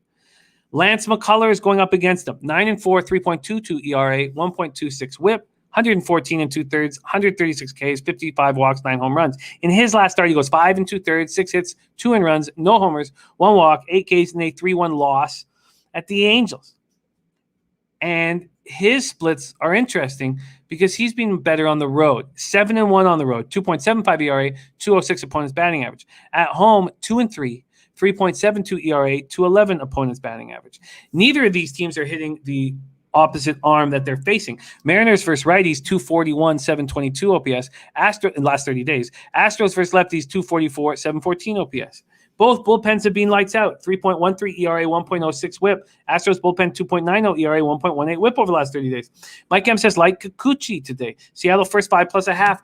We remember that Kikuchi was destroying this Astros ball club, and we couldn't believe our eyes. He was shutting them down. And then the last start, of course, when I get on board, he gets rocked by the Astros. Rocked by them. And Diesel Eugene says, Angels been beating up teams with below 500 winning percentage. I think they keep rolling today. I'm on the other side, Diesel Eugene, although I haven't bet it yet, and I was nervous moving on it. Pub Sports Radio. Jose says, almost my say hey play of the day. First 5 under 4.5. And Sunny Springs parlay today. Toronto, Atlanta, White Sox, San Diego, Oakland, Dodgers, Cleveland, Milwaukee, St. Louis, Yankees. You're gonna pick up an easy 50K with that parlay. Eddie Euler leaning Mariners Astros first 5 under 4.5. All right, so let's go over to the baseball data. Against Kikuchi, they're hitting just 227, 692 OPS, and keep in mind they smashed him last start. Against McCullers, 225, 689 OPS. The vividness of him getting smashed by the Astros while I was on them was playing in my head. Was I going to take the ass end of the line that opened up at 5 down to 4.5? Or when these bullpens are pitching so well, why wouldn't I take the 9 that moved to 8.5? Was I going to do that publicly? If I'm going to do that publicly, I need to say it out loud. If I'm going to be an ass in public, at least if I say it out loud, then I can make a real decision about it. All right. And look at Peter Hansen going Red Sox first 3 minus a half at -120. That's a real interesting way of handling it. And the roof, I expect the roof to be closed in Houston. And Robin says roof will be closed. Yeah, so I full expectation with the roof to be closed. And I can find that out probably by now at 12:30. Why don't we get that confirmed here? But there's one site that tells me about Houston Astros roof status. Let's see if it's there. Yeah, here we go. And roof closed. Confirmed, roof closed. Okay, so then we move over to the market in this Astros game. Astros opened up at minus 198. Now they're minus 180. An 18-cent move towards the Mariners. Then we have the 9 that's moved to 8.5. And even at 8.5, it's juiced to the under. CT Base says Mariners had to use key pen pieces unexpectedly because Diego Castillo blew it. Over hits late in Houston. God, I love capping with CT Base. That's just so God, I love it, man. All right, so then we move over to the cash flow. Then we move over to the cash flow here, and let's dissect it. Here we go. 3,076 tickets in. 55% of the tickets on the Astros, 77% of the cash. 38% of the tickets on the over, 77% of the cash. So the market's giving us mixed messages. First off, we see an 18-cent move towards the Mariners, but the bigger bets have come in on the Astros. Then we have 38% of the tickets on the over, 77% of the cash, and we don't know if that cash came in at 8.5 or 9. Sharpie says this game has me off, but this is an Astro spot for me. He says just one last night, no travel. Give me the team that used to a playoff spot. There was travel for Houston, though, right? Because they were in Kansas City for the last 4 games. So that was an extra inning win at KC.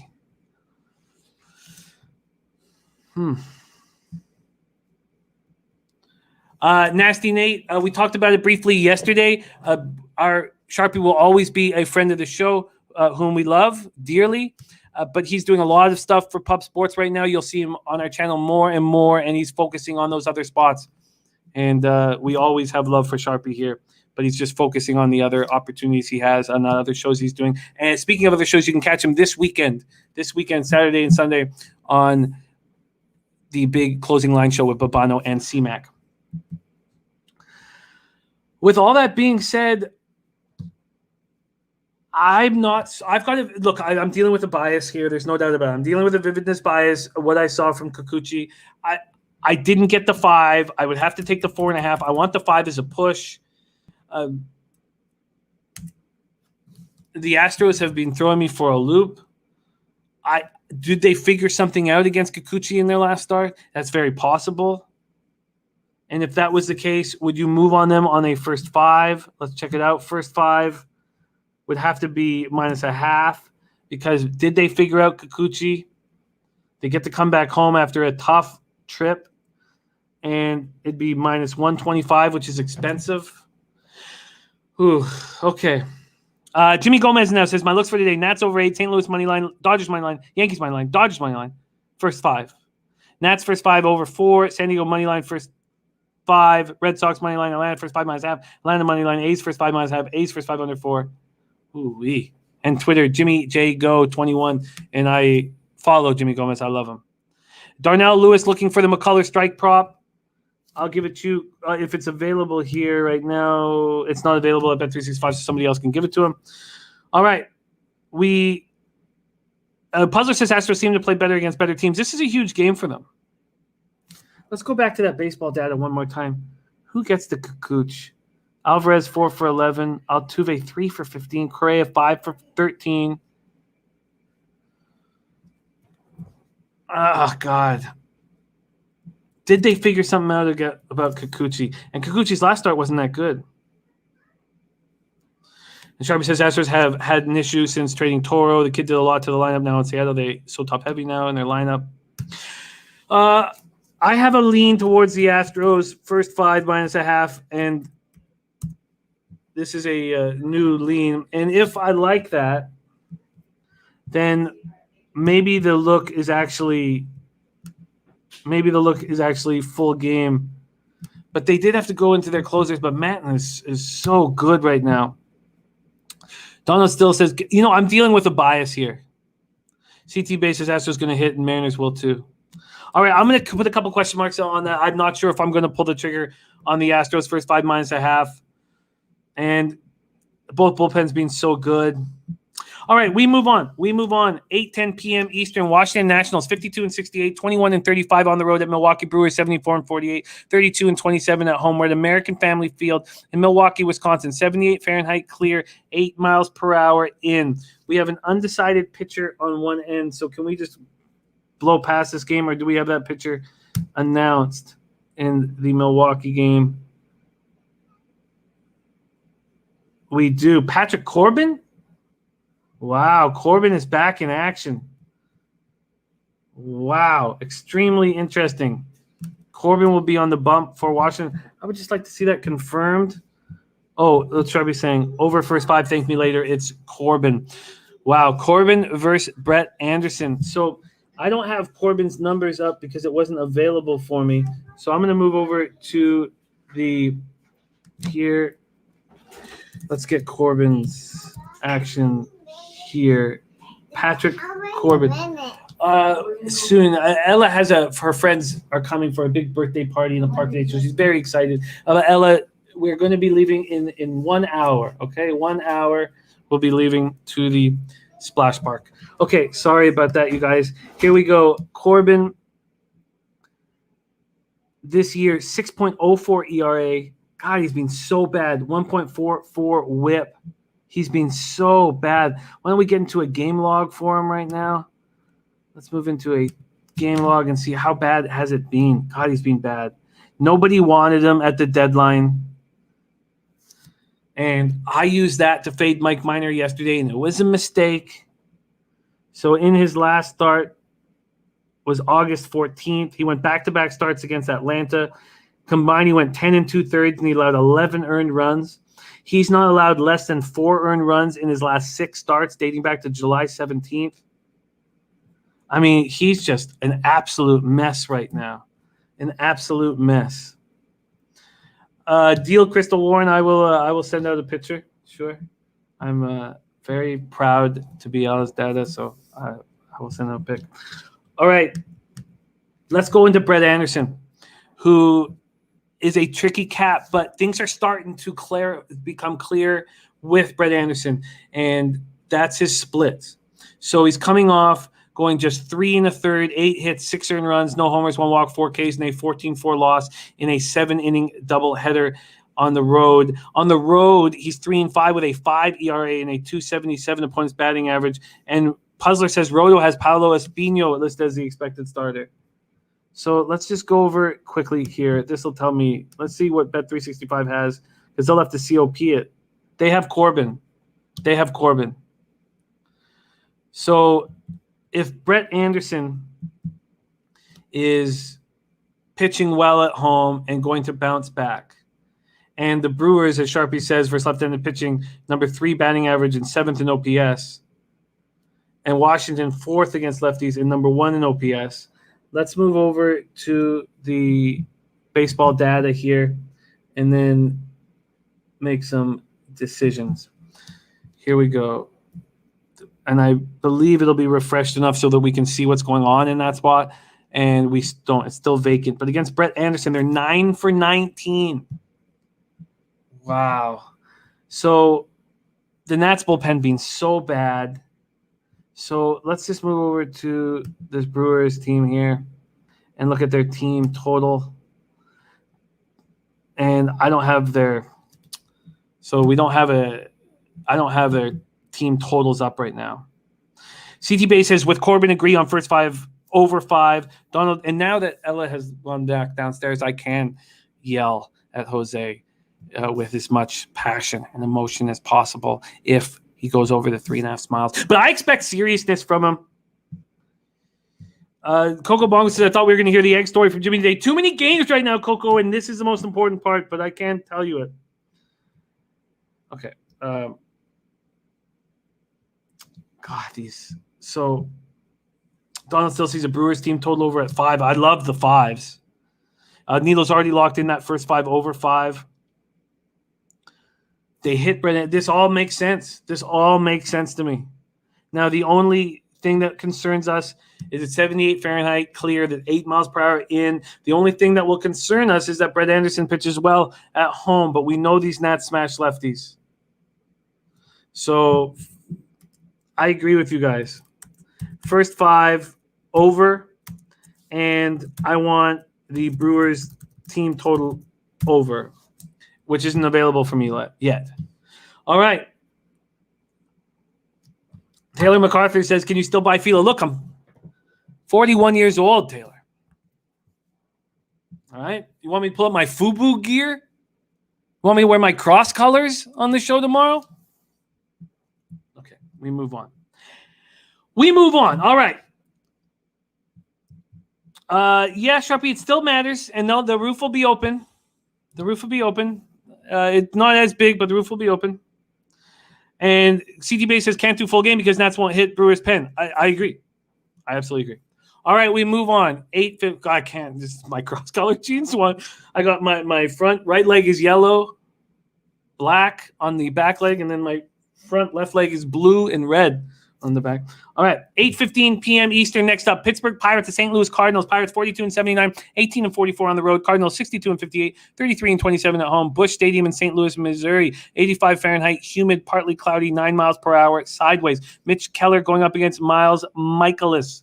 Mitch Keller 3-10, 6.86 ERA, 1.85 WHIP, 61 2/3, 60 Ks, 34 walks, 8 home runs. Miles Michaelis last start was his first start of the year. He went 4 innings, 3 hits, 1 earned run, no homers, 1 walk, 3 Ks, and a 2-1 win at home versus the Cubs. So Michaelis started the season with a shoulder injury, returned to make a single start in late May before being shut down with a tight forearm. He's ready to go after making 5 rehab appearances. He'll be getting an extra day rest in his return to Major League action as his final rehab outing happened last Saturday. Pirates are hitting 214, 615 OPS versus righties. Cardinals versus righties last 30 days. That's 30-day stats as well. Cardinals versus righties last 30 days, 261 with a 754 OPS. The Pirates bullpen being so bad last 30 days, 6.20 ERA, 1.55 WHIP, while the Cards bullpen the last 30 days, 3.47 ERA, 1.13 WHIP. We've been waiting all year long for this Cards bullpen to start pitching better, and it seems like they might have finally turned the corner. All right. So Mitch Keller, Miles Michaelis. Let's go to the baseball data. Against Mitch Keller, they're hitting 0.45 with a 238 OPS. 1 for 22. Wow. Against Michaelis, 253 with a 707 OPS. And what are we going to get from Michaelis? And it is Corbin, says Puzzler. It is Corbin. Okay, good. What are we going to get from Michaelis? Now let's go to the market move and see if that is any indication. Here we go. Full game, money lines, and totals for this Michaelis start. And Noli knows is on the first 5 under 4.5. Interesting. Expecting Michaelis to look good at home. It's a pretty cushy start for him against a Pirates team that doesn't hit. St. Louis and Michaelis go from -186 to -199. And the total goes from 9 to 8.5. Let's go to the first 5 that Noli's looking at. Did that open? It must have opened at 5 if it opens at full game at 9. It did. And the 4.5 is juiced to the over right now. All right. Now let's go to the cash flow in this game. Cards, Pirates. We have 3,756 tickets in, and they're not giving us the information on the totals. So 86% of the cash, 86% of the tickets, 87% of the cash on the Cardinals. Ooh.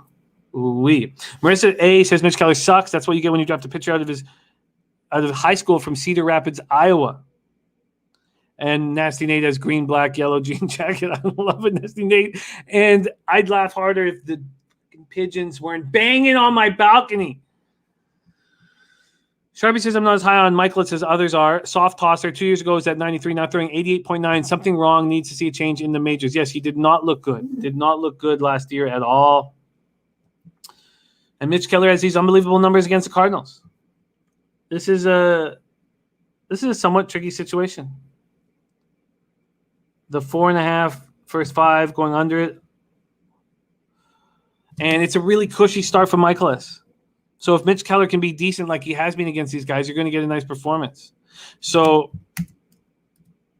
I have interest in Noli's first 5 under 4.5. And just knowing that Noli's on it just makes me want to study it longer. So it wasn't a part of my plan. I also am uncomfortable with Michaelis. You know, Pimp Slap play of the day, Colorado Rockies minus 1.5 right there. Colorado Rockies minus 1.5. And there's Don't Ask, Don't Tell with a dono. Thank you so much. You guys donated, and Don't Ask, Don't Tell. It continues to donate day in and day out to us at Pub Sports Radio. It means so much. And that also meant so much for us all to have such a big winning day yesterday with all the donos. It just meant so fucking much that everybody was cashing. And God, it made me feel so goddamn good. All right. We move on to 8. And Greg Smith says, after what the Cardinals just did to Woodruff. Greg Smith, Woodruff was vulnerable. He had looked bad to start prior. He only went 3 innings in the start prior. But you were right. They are now hitting righties, 261, 754 OPS last 30 days, and their bullpen's pitching well. And Sharpie says, haven't bet yet, but staring at the Pittsburgh first 5 plus 165. All right, let's move on to the Pimp Slap play of the day from Mike M. Colorado Rockies minus 1.5. And I find this extremely interesting game. God, it's so much fun capping some of these games. We have so many variables. Diamondbacks 41-81, just 14-45 on the road. At the Rockies 55-66, 41-21 at home. We're at Coors Field in Denver, Colorado. 83 Fahrenheit clear, 8 miles per hour in, and Tyler Gilbert on the bump. Makes his MLB debut at 27 years old. 6th-round pick out of USC in the 2015 draft. Takes a long time to get to the majors. And throws a no-hitter at home versus the Padres last out. 9 innings, no hits, no earned runs, 3 walks, 5 Ks. Makes me want to fade him. Then we have Austin Gomber. 9-7, 4.09 ERA, 1.14 whip, 101 1/3, 100 Ks, 31 walks, 14 home runs. By the way, Nolino says Pirates have combined 5 runs in the last 5 games. That's so important. And Mark Schillingberg says Cards team total over whatever it is. Keller's auto fade. This kid has no confidence. Wildly interesting. And Crystal Warren's already on the first 5 under 6.5. Took it last night. Gomber coming off a bad start at the Giants. 4 innings, 7 hits, 5 earned runs, 1 homer, 3 walks, 2 Ks, no 5-4 loss. At home, the kid's been lights out. 5-1. 1.70 ERA, 172 opponent's batting average. On the road, he's been a mess. 4-6, 5.80 ERA, 254 opponent's batting average. So I dug in a little deeper. Let's go to the months. Is he hitting a wall? In August, he's 1-2 with a 7.36 ERA and a 327 opponent's batting average. But sandwiched in those 3 starts is a 6-inning scoreless home start. So he's just getting crushed on the road and succeeding at home. There's my guy, Ron Crawford, in the house. Nasty Nate says, throw a bunch of Alka-Seltzer in bread on your balcony and watch them all explode. Those images may never leave my daughter's head. She loves these pigeons. She loves them. She's starting to understand that they're dirty. She doesn't touch them. And she knows that I don't like them. Okay. Diamondbacks first lefties last 30 days, 287, 780 OPS. Rockies first lefties, 276, 843 OPS. Both bullpens are struggling. Diamondbacks last 30 days, 4.67 ERA, 1.42 whip. Rockies bullpen, 4.61 ERA, 1.30 whip. Let's move over to the baseball data. Of course, the Rockies haven't seen Tyler Gilbert. And then against Gomber, they're 4 for 16. The Diamondbacks are 250, 528 OPS. So I don't trust Tyler Gilbert. This is your gift. This is Major League Baseball. You're at home in your comfy stadium with the roof closed, the humidor in effect, so the balls aren't flying, and you have a 9-inning no-hitter. Where do you go next? To Colorado. Now let's see you do in Colorado. So clearly, thank you, Michael Evelina. That's very kind of you. CD Bay says, I like the Rockies at home, but line is too high, so I may pass. So my first thought was, God, got to bet Gomber at home. Minus 200. What? Minus 200. And I was like, well, talk it out. Wait and talk it out. Here we go. This total at 6.5 was originally juiced to the over, and there's been an 8-cent move. Oh, it's moved down to 6. So great job, those of you guys getting 6.5. It's moved down to 6. So then we go to full game money lines and totals here. And the Rockies open up at minus 161. Now they're at minus 186. So they have come back. They're now minus 192 at home. They were minus 200 earlier. Then this total at 11.5 was originally juiced to the over, and it's now juiced to the under. Patrick Buelna says, "Oh God, I'm not going to ask him Nasty Nate. It'll just make me angrier." Says this Jose No De La Solis. Oh God. Patrick Buelna says, "Fade Gilbert off the no-hitter. Rockies 40-21 at home, and they have covered the run line almost all those wins. Take Rockies run line." Michael Overland says, Gilbert gets hit first inning for a run. And Robert Allen says, under first 5 Rockies D-backs. These teams are hitting lefties hard. They're hitting lefties hard. And I don't want to trust either bullpen under any circumstances. So then we say, okay, well, if that's the case, you'll have to take Rockies first 5. And how much are you willing to spend on that? So let's go to and I've got to be fast here because it just shuts down on me and it won't give me an alternate inning. But if I want to take the first 4.5 minus a half of minus 115, that's a pretty decent number for me. And, I think that's the number I'm going to take. Christopher Comentini, does he know what EPMT is? No, he man, you think this guy? Come on. No, he doesn't. You think? Okay. God, I got songs pounding through my head right now thinking about it. Marissa says Rockies are the most profitable home team to bet in MLB. All right, let's move over and see what we're dealing with. We have cash flow right now in the Rocky spot. 3,064 tickets in. 51% of the tickets on. Oh, sorry, that's not right. I apologize. That is the wrong game.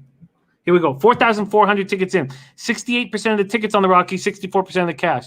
Then 41% of the tickets on the over and 81% of cash on the over. They think these guys are going to get touched. That's what they think. Oh, man. All I can think about is the crossover now over and over and over in my head. I used to play that song over and over and over in my head. Do you think Jose knows crossover from EPMD? Nope. Lance LaRose has story. Actually, we could ask him. But okay, here we go. I think he's pulling it up right now. He's going to pull it up right now. Put it on. It's beautiful. It's one of the greatest songs in hip hop history. Okay. All right. I think that the Rockies' first 5 are worth a bet. First 5. And now if I have to take first 4.5 minus a half to get the minus 115, that is fine with me. That is fine with me, and I think that I will bet that. So I think that'll be added to my card. I'm happy that we talked it out. Now let's move on. We have still 3 games left, and we have Jose coming on, so I got to speed up a little bit. We move on to 9:40 p.m. Eastern. San Francisco Giants, 78-43, 36-24 on the road at Oakland A's, 69-53, 34-25 at home. Oakland Coliseum in Oakland, California. Eddie Euler says Gilbert no-hitter in his first career start, first to do it in 68 years.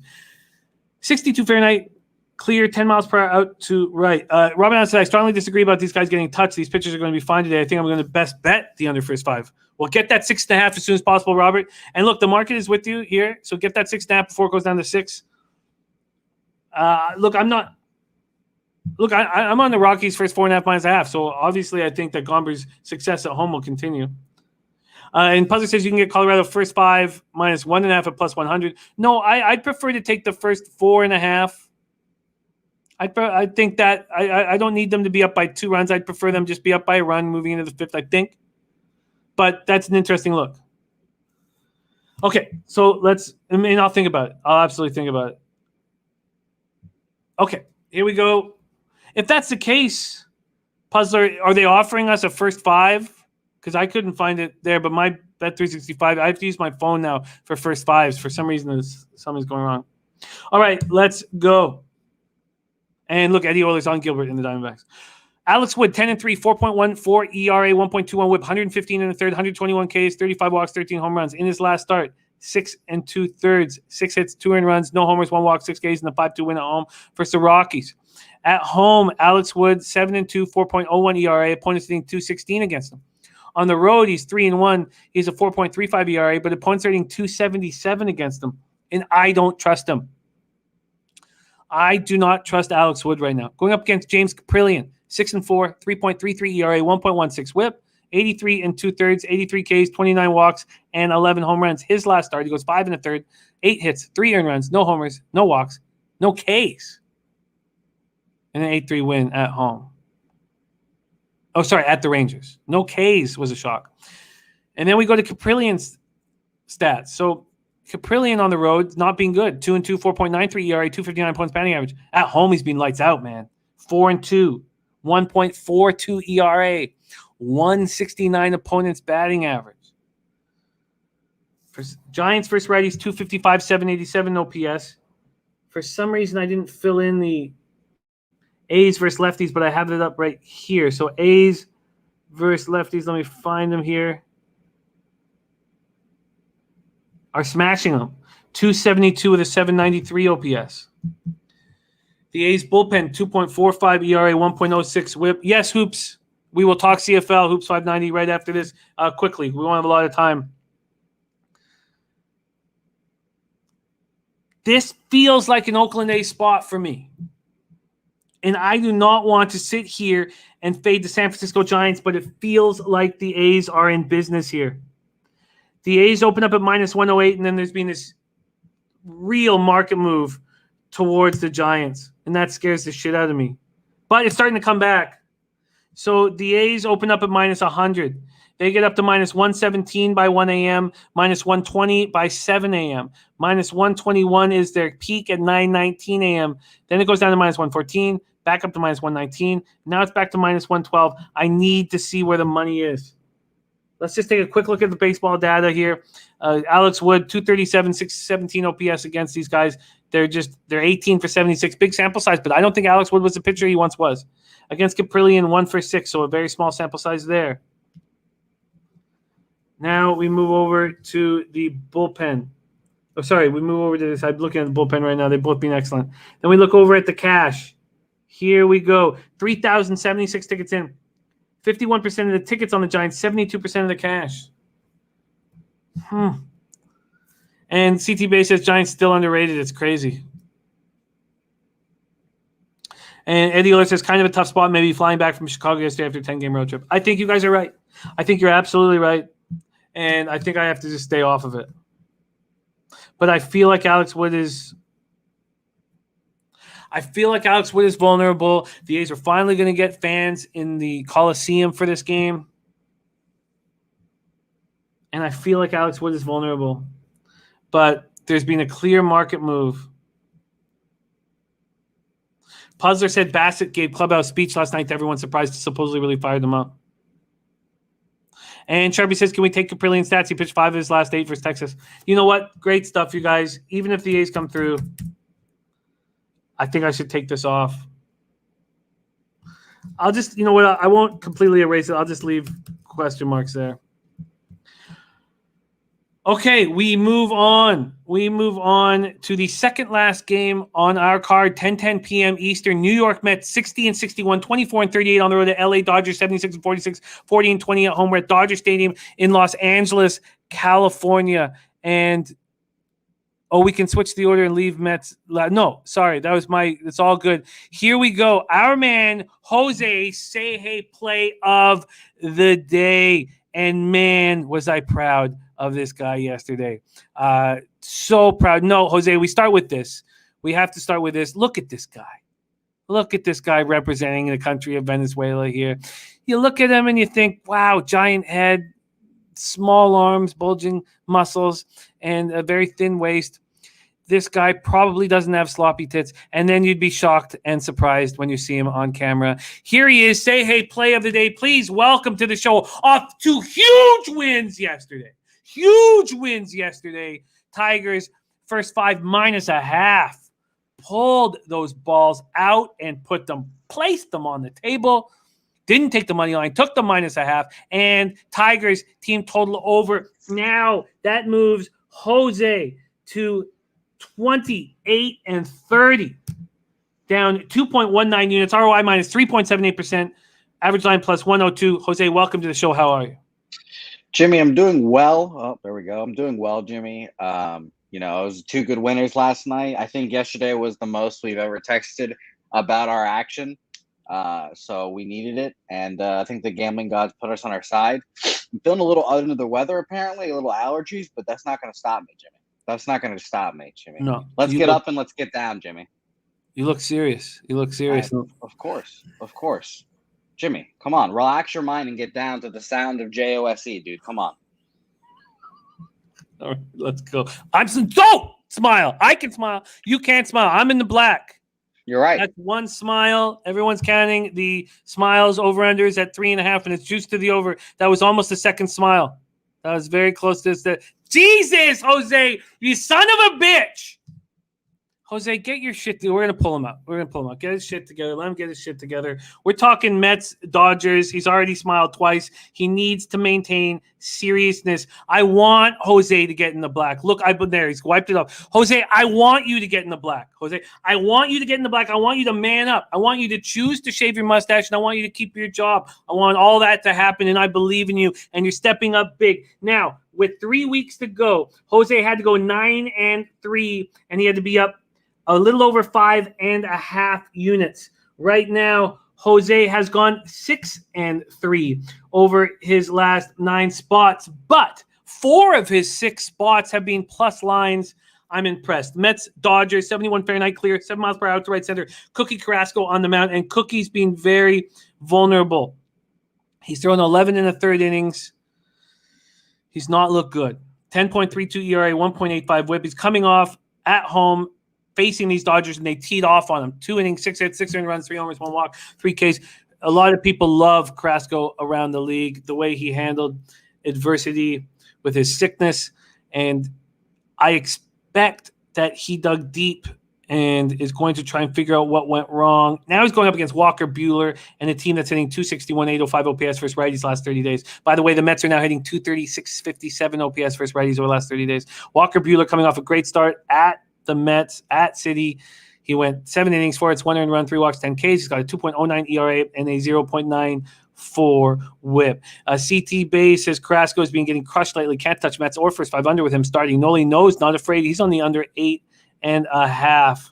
And Michael Irvalina, I want everyone to be there so badly for the big trip to Vegas, but we are getting some more information on COVID, and we just, Pub Sports is going to invest a lot of money in this trip. And we just want everyone to be able to go there and party. And so we're hesitating right now. All right, Jose, let's go. And Sharpie says, one of my winners last night, Dodgers first 5 team total over 2.5. Full game didn't hit.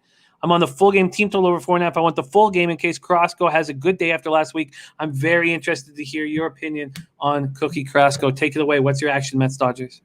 Sharpie, you took the words right out of my mouth, and I can't look at the comments right now for obvious reasons, but I'm on the Dodgers team total as well.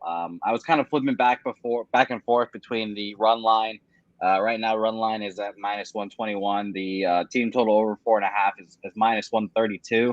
So it's pretty juicy. Like we said, we don't like really anything on this card too much. And Jimmy, we've talked about this as well. Fridays are a bitch. Fridays are a real bitch for me. And I wanted to find, your layup.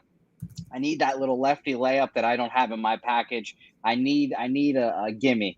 And the Dodgers over 4.5 just seems like that's the place to go. Cookie, I love him. Venezuelan. Just 2 innings, six earned runs last time out. I can't get behind it. I can't do it. That first 5 team total was interesting, but like you said, maybe he digs down, finds it within himself, gets through like 6 innings with 2 runs or something like that. I think that would be best case scenario for Cookie. Give me a Mets bullpen that hasn't been fantastic either. Mets are in a free fall. I think the Dodgers are going for 8 straight wins now. 3 against the Mets, 3 against the Pirates, I believe. It was someone like that. But just give me the give me the Dodgers team total over 4.5 here, full game. It just seems too easy. Dodgers team total over 4.5. What is the juice associated? Right now it's sitting at -132 on Pinnacle. It's been kind of bouncing around from 130 to 132, 135. So it's been around there the whole time. Noli knows says 3 home runs in 2 innings. Not going to happen in Dodger Stadium, in his opinion. Sharpie says, what kept me off the run line was Buehler. Just face these Mets. That's enough for me to go team total. Adiola says, Dodgers 2 behind Giants to win the division. And keep your eyes focused. Don't look at the chat. You got to stay serious. I absolutely cannot. Wow. and your hair is getting a lot of comments, and it just reminds me of my friend Kevin when he would say that he used to look at women with full breasts, and now he looks at men with full heads of hair. And he's like, have you ever seen a handicapped guy with a full head of hair? He doesn't need that hair. No. You're right. Jose walks up with a pompadour and he's got gum in it. I mean, he doesn't need that hair. He doesn't need that hair. I've just been blessed with it for now. You have been blessed. Well, let's stay focused here. All right, Mets, Dodgers, Carrasco, Buehler. We have a team total over 4.5 for Jose minus 132. He's sitting on 2 smiles. We had the over-under at 3.5, and it was heavily juiced to the over. I'll admit, Jimmy, there might have been a third smile that just popped out. I'll admit it for transparency, and there's a fourth one coming right now. I'm going to hold strong. You son of a bitch. Of course, the favorite line cashes. There he is. Joe Yerkovich says, I've seen Jose behind the counter of 6 different liquor stores. Wow, that's interesting. Yeah, I need a fake ID every time too, huh? I have not. I am concerned. Let's just take a quick look at the odds in this spot here, because I can understand Sharpie's trepidation with Buehler having just seen these guys, but Buehler's just an ace. Dodgers opened up at minus 246, they're now minus 244, but this total's gone from 8 to 8.5, which is interesting. Then we're going to take a look at cash flow, and we're going to take a look at baseball data before we move on. The baseball data tells us that against Carrasco, the Dodgers are hitting 286, 953 OPS. Obviously, that's helped with the small, only 35 at bats against them. It helps that they smashed them last out. Against Buehler, 245 with a 769 OPS. And then we go over to the cash flow in this spot, and we have 5,686 tickets in. 91% of the tickets, 97% of the cash on the Dodgers. Then we have 72% of tickets on the over, just 11% of cash on the over, and we see it moving from 8 to 8.5, which is wild. The syndicates. Very, very, very interesting. I need more time to think about this spot. I hate to be a broken record, but I have a bad ROI on pitchers the second time they face an opponent after 5 days. I seem to, overthink it or try so hard to not let the bias of what happened 5 days ago affect me, and I just kind of make a mess of it. And the Dodgers are such big favorites. So no move for me. Jose, this is a big one. If you cash this, we come into the final week before the deadline down just a little over 1 unit. And you can shave your mustache like a man. It's been a journey, Jimmy. I'm not gonna lie, it's been a journey. I'm pinching myself a lot. So there he is, New York Mets at LA Dodgers, Dodger Stadium in Los Angeles, California. We move on to 10:10 p.m. Eastern. Philadelphia Phillies at San Diego Padres. This is the last game on the card. Phillies 61-60, 25-35 on the road at San Diego. Padres 67-56, 40-24 at home. We're at Petco Park in San Diego, California. 70 Fahrenheit, partly cloudy, 6 miles per hour, sideways in. Sharpie says, I go through the same logs the other pitchers done on back-to-backs versus the same team. Buehler's done well on back-to-backs. That's a great way of handling it. That's something I need to add into my capping. That's just... But it's very tough with capping the entire card because you can legitimately spend 2 to 3 hours on one game, but that's a smart way of doing it. All right, let's go. Christopher Comantini says, fade the Phillies. 70 Fahrenheit, partly cloudy, 6 miles per hour sideways in. Matt Moore, what the hell do you do with him? If we think Tyler Gilbert's going to get touched now, it's a little different with the kid throwing no-hitter in his first start, then going to Colorado. What the hell do you do with Matt Moore? I am fortunate that we didn't have a show on Matt Moore's last start, and I took the day off because he goes 6 innings, allows no hits, 2 walks, 8 Ks, 6-1 win at home versus the Reds. And he's been bad at home, 1-3, 7.89 ERA, 280 opponents batting average, but he's been decent on the road, 1-0, 4.05 ERA, 262 opponents batting average, going up against Blake Snell. This came out, I was staring at it when it first came out. I was like, wow, minus 192, wasn't it minus 1? I believe it's at minus 192. Yes, I know now. Minus 192. And I was like, it was minus 192 on the money line and plus 100 on the run line. I was like, wow. Blake Snell at home. We know his splits are messed up at home. He's 4-1 with a 2.40 ERA, 181 opponents batting average on the road, 2-3, 7.01 opponents, or 7.01 ERA, 301 opponents batting average. His last start was at the Diamondbacks, and he pitched well. and I was on the over, and it hurt me. 5 innings, 6 hits, 2 earned runs, 1 homer, 2 walks, 6 Ks. The Phillies are still hitting lefties hard, even though it feels like they haven't been over the last week. 250 with an 834 OPS. The Padres aren't hitting lefties at all. 245, 687 OPS. And I just didn't feel like it all correlated enough, and I knew the Padres were going to be bet hard. So then I looked this morning. They're already at minus 210, and the run line had moved just 5 cents to minus 105. So I expected that move. I expected a move, and only 5 cents was not that big of a move. So let's go into the batter versus pitcher data right here. Batter versus pitcher. Against Matt Moore, the Padres are hitting 228 with a 718 OPS. And then against Blake Snell, these Phillies are hitting just 170 with a 490 OPS. So let's take a look at what the market has done now in this Padres spot. Padres open up at minus 192. They're now minus 205 at Pinnacle. But at Bet365, they're now minus 225. I know we need to go. Thank you. I know. I'm sorry. She's excited. It's okay. All right. So minus 225 is now on Bet365. So at Bet365, it's moved 33 cents. 33 cents. I know. Please, I'm sorry that the show's going a little long, but I need to stay focused here. So then we move over to the cash flow in this spot. And we have 3,379 tickets in, 74% of the tickets on the Padres, 63% of the cash. And we have 58% of the tickets on the under and 89% of the cash, which tells me that they actually expect another good start from Matt Moore. I don't know what the hell Matt Moore is going to give you. And if I don't know what the hell Matt Moore is going to give you, who's, really, really trying to keep a job here, then why would I take such a big favorite? And if I didn't pull the trigger of minus 192, why would I pull it 8 hours or 10 hours later at minus 210 or at minus 225? And the answer is I'm not going to. Now, the market thinks that he's going to have a good start. The market thinks he's going to have a good start, and the Padres aren't hitting lefties. So let's take another look at this full game under that's gone from 8.5 to 9, moved up a full run. When did it move from 8.5 to 9?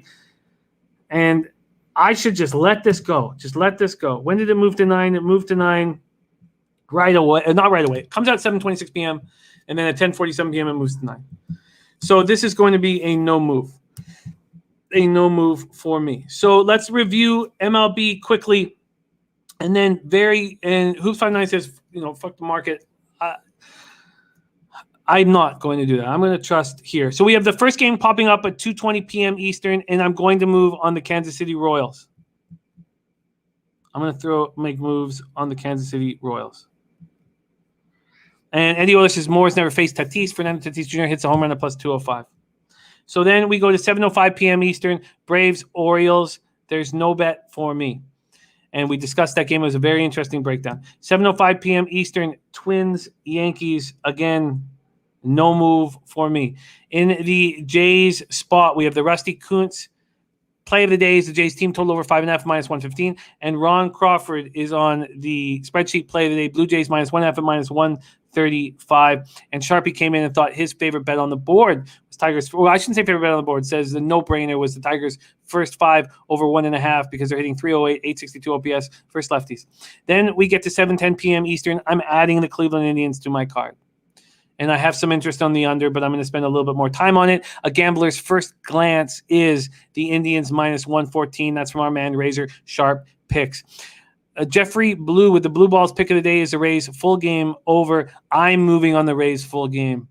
I'm moving on Michael Wacha, and I know it's a very dangerous thing to do, but I'm trusting the Tampa Bay Rays brass, and I'm trusting the Rays who are hitting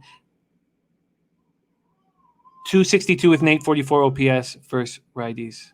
Last 30 days. The only bet I made before the day started was the Marlins first 5 plus 155, and I feel like I should move on the Marlins first 5 under 4.5. I was just so angry that I didn't get the 5, but it really does correlate with my action. Then I move on to the next spot is TAINT play of the days, Boston Red Sox, Texas no run first inning at minus 110, and the Sale K prop is something that Sharpie's smashing. I'm going to take a look at that as well. Then we move on to Astros first 5 minus a half. I have 3 question marks beside it. I now have a lot of action on what I deemed a pretty difficult card, and I may cut that. I am moving on the first 5 over in Nationals, Brewers, and the Brewers team total over. I'm moving on both of those. Then we have first 5 under 4.5. with 5 question marks beside it in the Pirates-Cardinals game. I'm going to cut it. It's just that Noli's on it, so I want to look at it a little more. And Trevor said, Jimmy, you ever put a half unit on Rays, watch the game and see if they go down, then use half unit on plus money? Look, that's something that John Ryan often talked about. He didn't quite do it 50-50, but he often talked about that move. I have not been doing that. And my local doesn't take live bets because you can scam him with live bets. So that's one of the issues too, obviously, that when you can bet with credit on one side and the other side, you have to have actual cash right there. It changes things. Then we have the pimp slap play of the day is the Colorado Rockies -1.5. I'm going to move on the Rockies first 4.5 -0.5 and -115. And did I not mention the taint? I mentioned the taint play today. It's the no-run first inning in Boston, Texas. So at that point, I shut down. I was going to move on the A's, but I'm now have been talked out of it. And then Jose's on the Dodgers team total over 4.5 at -132, which I think is a good spot. But then Carrasco that second time after, this is a big start for him and his career. And then first 5 Padres -0.5 was a thought that I had to fade the Phillies and more after this start. But at what price? And do I really want to back a Padres team that over the last 30 days is hitting .245, which is a .687 OPS versus lefties? The answer is no. But let's just look at what it would be for the Padres first 5 -0.5 very, very quickly. And it's too expensive, and I'm not going to do it. So there you go. And Trevor said, I only asked because you were worried about Waka, but thanks. Yeah, no, I hear you. I hear you. All right, let's get into CFL very quickly. And I'm sorry the show's gone so long, and I know that Ella's itching to go. Wow, Turnzy, that's crazy. Well, just use the books. And it's good that OLG shut it down. OLG shut it down good because that's going to be a gorgeous sports book now that we pass single game betting. Alouettes versus Stampeders is tonight's action. And there's 2 things that are for me in this spot. We've seen a huge move towards the Alouettes, and I'm not sold on how dominant they looked in that first game. The Alouettes open up as 3-point favorites. It goes up. But interestingly enough, it went up to 6 at 8:10 this morning. And man, this upsets me. Oh, sorry, 6:10. It went to 6. Sorry, at 8:10 this morning. And now money's coming back in on Calgary, and that makes sense to me. After the Bo Levi Mitchell injury, the broken fibula, there's, Jake Mayer has come in and college football for Long Beach Vikings in 2016 and UC Davis Aggies from 2017 to 2019. I think there's an overreaction with how bad he looked last week.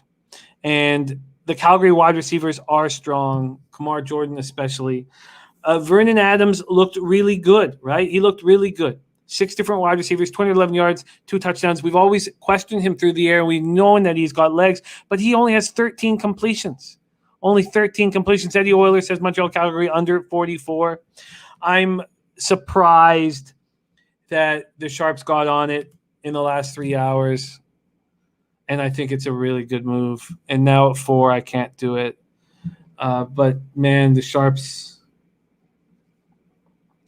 figured this one out in my estimation. And I can't believe that happened. My palms just dried up knowing that there's not going to be action for me. I'll tell you what, we got to move quickly. The Bombers team total under 24.5. I've made this bet. We talked about O'Shea versus Glenn Young. O'Shea, the defensive-minded coach of the Bombers, going up against his colleague, former teammate, who was also the linebacker and defensive coach for the Bombers for 4 years. He's now the defensive coordinator for the Argonauts. I think that Young's going to have some tricks up his sleeve. Also, Brady Oliveira was coming off a 126-yard game against Hamilton, and Toronto's defense held him 29 yards last out. So, I like the full game team total, full game under in this spot, but I like the Bombers team total under 24.5 better. And this being a huge move, this opened at 7-point dogs for the Argonauts. That was a mistake. They're now 4-point dogs. And I have a lean towards the Argos. but I can't take it at 4 when I should have taken it earlier in the week. And then the final game tomorrow night is Red Blacks, Rough Riders. We have the Rough Riders as 10.5-point favorites. That's huge. That may be a little too much. And this total sitting at 46.5. I have to do more studying in that spot. So I will be doing that. Eddie Orler leaning towards Ottawa plus 11 on Saturday. I think that's a good call. And I lean towards them as well. In fact, I'm going to study it a little bit more, but I want to get on it before it moves too far. Now, Noli, the thing about the under with that Bombers Argonauts game, before you do, is that I was so heavy on the under in Winnipeg. Now, it was my first bet of the season, and I only took the first half, and I only bet $150. So heavy's wrong. I was so confident in it. And I'm still confident in this one, but I'm personally focusing on the Bombers to not be as good after 2 home games and getting their first road game.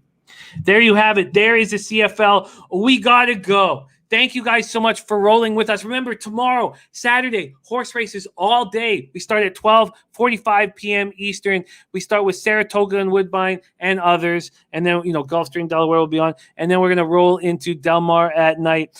You guys make this show special. Very, very thankful to roll with all of you guys. So thank you so much for all of your support. And we have something new that I want to showcase here because I haven't seen it. And where is it? Here we go. The new graphics for Mr. Ron Crawford.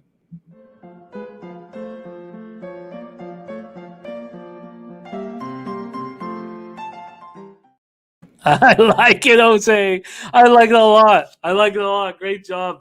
It's going to be fun using that. That's great. Ron Crawford has graphics now. Shout out to all you guys. Melvin Batanzas, Michael Irvalina, Eddie Orler, Lance LaRose, Puzzler, Derek Miller, Noli Knows, Robert Allen, J-Dub, CT Base, Donald Still, Sammy Calmer. Have fun this weekend in Niagara at Gretzky's Winery. Turnzy 66. Have a great time at Caesars in Windsor. All you guys, Sharpie, Puzzler, Johnny K, Hoops 590.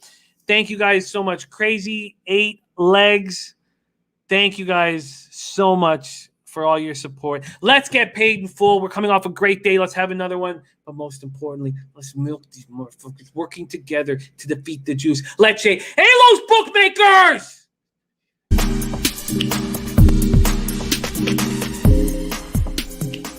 I want to gamble. That's all I want to do. Could it cost me everything? Possibly. And that's the fine line that we walk. Ian Cameron says, let it out, Jimmy. Ease the stress and tension. Everyone needs a moment like this. Oh, God. This is nothing. This is fucking nothing. Trust me. No, fuck that. Don't want to win the lottery. I'll never play the fucking lottery. I want to do this through smarts and hard work. And look where it's got me now. In a 1-bedroom apartment in Parkdale. Maybe it's not very easy. I get it. It's not very easy. If I lose my family, it will be because of my gambling. And if I move into a beautiful house and have a better life, it will be because of my action. I'm 41. I don't know. Just let me figure this shit out on my own or die trying or fail trying, which will in turn lead me towards dying trying. Jose comes out of UTSA, a university graduate, and his family's proud of him. He gets a job that he's always dreamt of at Pop Sports Radio. We get him to man up and grow a mustache. He's a young man with a bright future. He grows a mustache, and we all respect it. Then he says he's going to shave said mustache. So we create a situation where he has to be in the black. He has to be a winning capper if he wants to make his own decisions. Because losing cappers don't get to make their own decisions. Losing cappers do what the fuck they're told, Jose. Birdie says belittling Jose and not becoming a man of such testicular fortitude. Build the young man up, then fire him. Look, you guys know I believe in Jose.